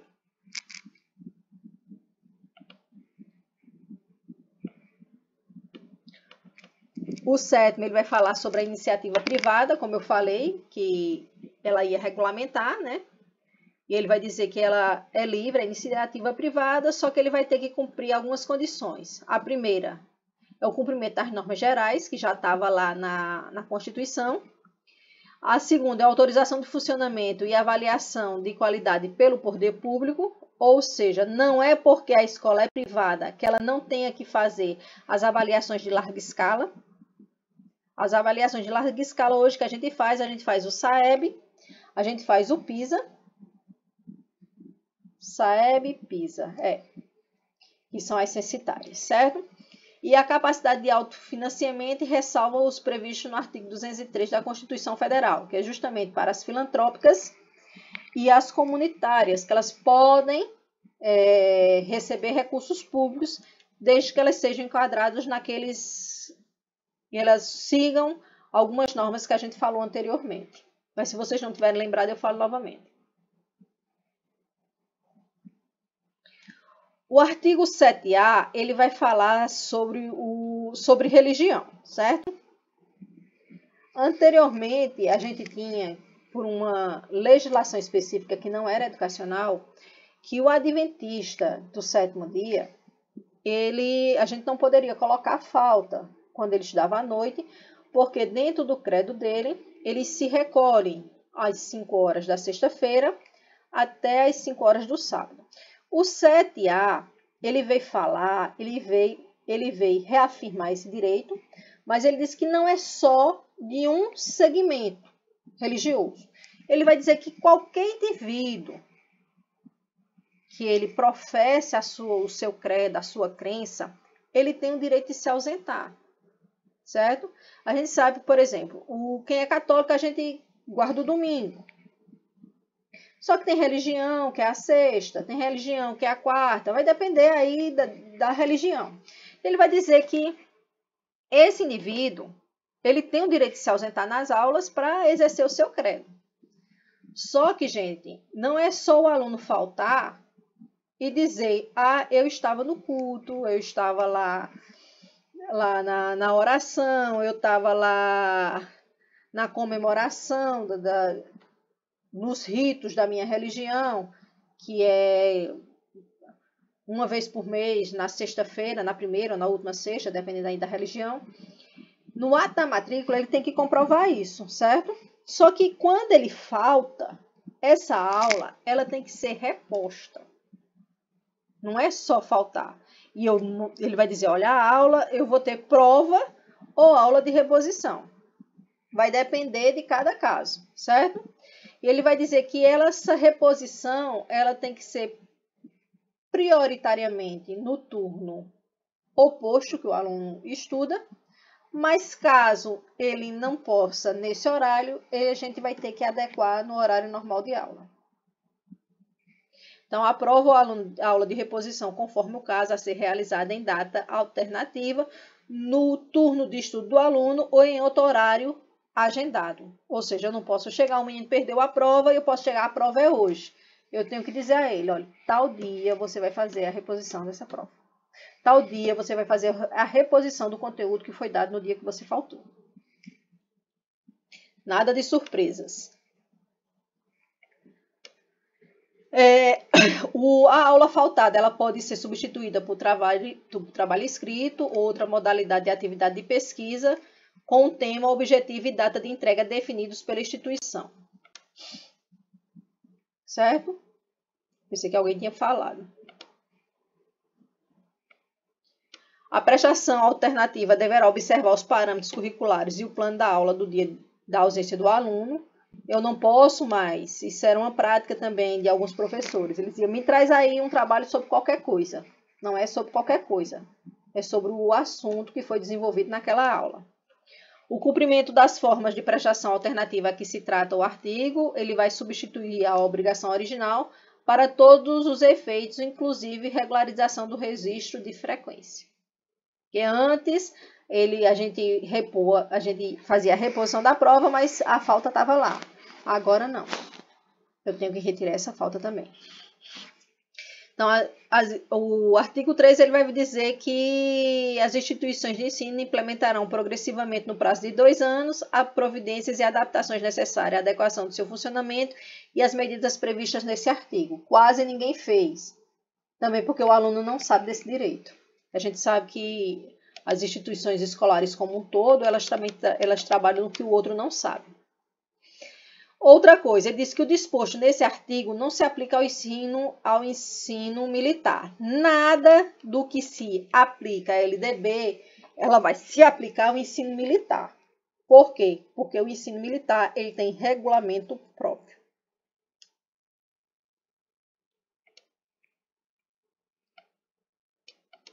Da organização. Então, a organização ele vai começar no artigo 8. E ele vai dizer que o Estado, a União, o Estado, o Distrito Federal e os municípios, eles vão se organizar em forma de colaboração os seus respectivos sistemas de ensino. E que a União vai caber a coordenação da Política Nacional de Educação articulando os diferentes níveis e sistema e exercendo a ação redistributiva e supletiva em relação às demais instâncias.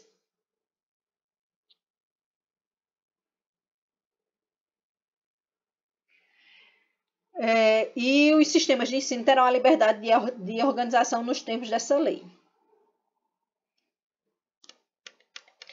E ele vai dizer o que é que cada ente federado vai se responsabilizar. Então, quais são as responsabilidades da União?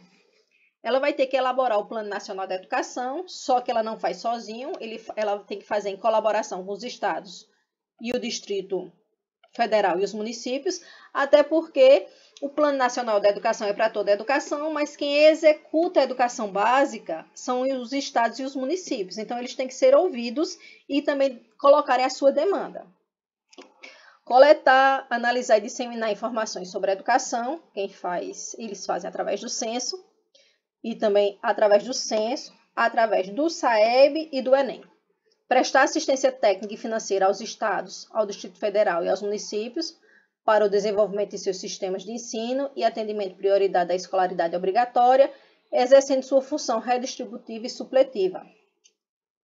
E estabelecer em colaboração com os estados, o Distrito Federal e os municípios, competências e diretrizes para a educação infantil, o ensino fundamental e o ensino médio, que nortearão os seus conteúdos mínimos de modo a assegurar a formação básica comum. Então, ele está falando que as diretrizes curriculares também têm que ser foram desenvolvidas em colaboração tanto com os estados, com os municípios e o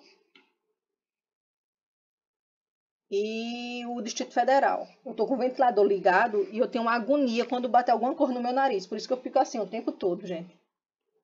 É feio, mas é coisas que eu tento, mas quando eu vejo eu já estou coçando o nariz. O quarto A, ele vai falar que essa colaboração entre os entes federados e as diretrizes e procedimentos para identificação e cadastramento e atendimento da educação básica e na educação superior de alunos com altas habilidades ou superdotação. Ele vai dizer que há uma necessidade da gente fazer isso. Por que ele vai falar isso? Porque a gente tem perdido de desenvolver grandes cientistas, grandes profissionais das mais diversas áreas, porque a gente não identifica esses indivíduos na fase de formação. Esses indivíduos, quando a gente não identifica eles na fase de formação, eles são indivíduos que eles são difíceis de, como é que eu vou dizer, de se adequar à cultura escolar e ao formato da escola do jeito que ela vem sendo desenvolvida. E eles acabam se evadindo da escola, seja por conta do currículo, seja por conta de certas peculiaridades que eles têm. A gente não sabe trabalhar com eles. E ele vai dizer que a gente vai ter que identificar e ter que saber trabalhar, porque a gente não pode perder esses indivíduos. Eles acabam se evadindo do sistema formal de educação e acabam se perdendo. Se perdendo, que eu digo, porque eles não desenvolvem suas potencialidades e, com isso, eles não dão as contribuições necessárias para o avanço da ciência e da sociedade brasileira como um todo. Coletar, analisar e disseminar informações sobre a educação, assegurar o processo nacional de avaliação do desempenho escolar no ensino fundamental, médio e superior, em colaboração com os sistemas de ensino, objetivando a definição e prioridades e a melhoria da qualidade da educação. Aqui ele está falando diretamente sobre o SAEB, certo? Como também sobre o Enem e o ENAD. Baixar normas gerais sobre cursos de graduação e pós-graduação. Então, as normas gerais elas só podem ser feitas pela União. O 7º A foi colocado em 2023, que vai falar sobre a colaboração com os sistemas de ensino do Processo Nacional de Avaliação das Instituições e dos Cursos da Educação Profissional e Tecnológica. Por que isso? Você diz, já existia a avaliação da educação básica como um todo, mas das instituições, como os IEFs, as escolas técnicas estaduais, não existia. E agora eles também vão ser avaliados. Ainda não foi regulamentado, porque eram 2 anos para colocar, então esse é o último ano que tem para regulamentação e começar essa avaliação. O artigo 7 ele vai assegurar o processo nacional de avaliação das instituições de educação superior com a cooperação dos sistemas que tiverem responsabilidade sobre este nível de ensino. Nós temos universidades estaduais, então os estados também eles têm que fazerem essa avaliação. Uma coisa que eu não sei se vai estar um pouco mais à frente, mas eu lembrei agora. Os municípios, tem alguns municípios que eles têm universidades, mas eles não fazem parte da sua rede. Se o estado ele tem uma universidade, ele faz parte da sua rede, mas se o município tem uma universidade, ele faz parte da rede do estado. Então, quem faz toda a regulamentação de currículo e também de avaliação é o estado junto com a União. O 9º vai falar sobre autorização, reconhecimento, supervisionar e avaliar, respectivamente, os cursos das instituições de ensino superior e o estabelecimento do seu sistema de ensino. Então, de tempos em tempos, os cursos, diferente da educação básica, então, a cada 4 anos, os cursos eles têm que ter renovação de funcionamento. E as universidades a cada 8 anos. Então, quem vai fazer isso, seja pública, seja privada, é a União.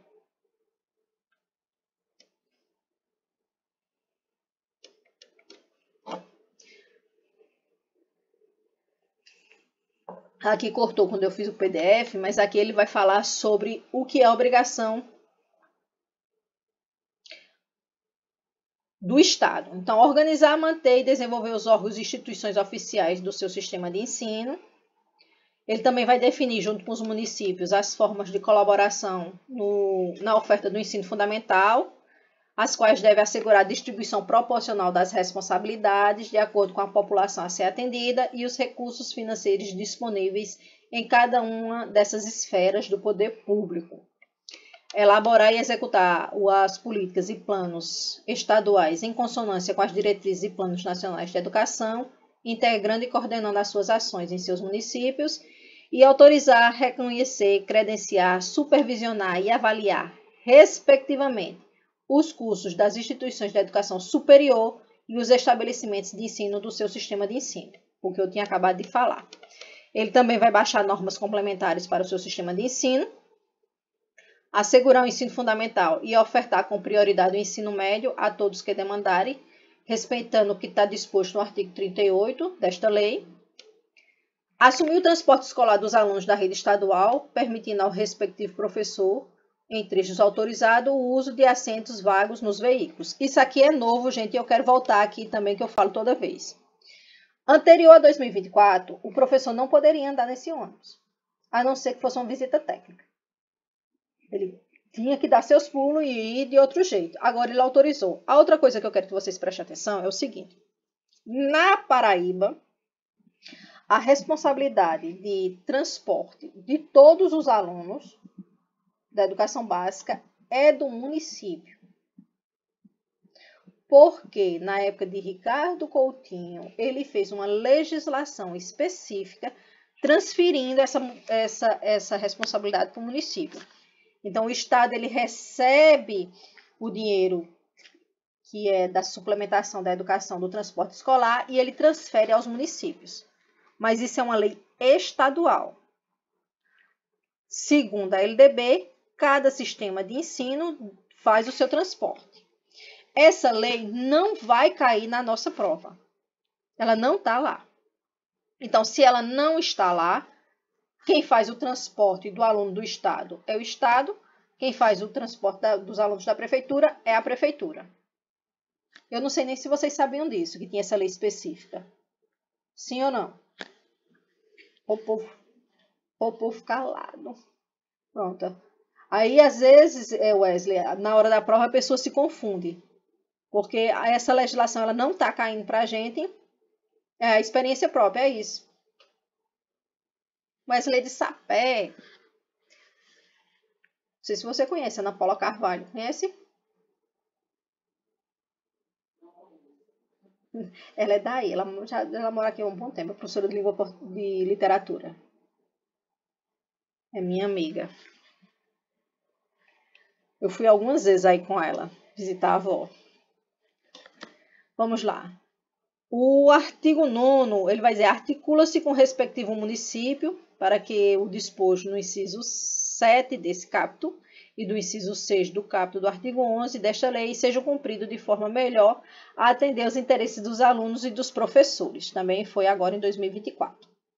O Distrito Federal ele vai dizer, o parágrafo único, ele vai dizer que tudo que se aplica ao Estado vai se aplicar também ao Distrito Federal. Então, o único ente federado que vai ser aplicado dois tipos de normas vai ser o Distrito Federal, porque tudo que se aplica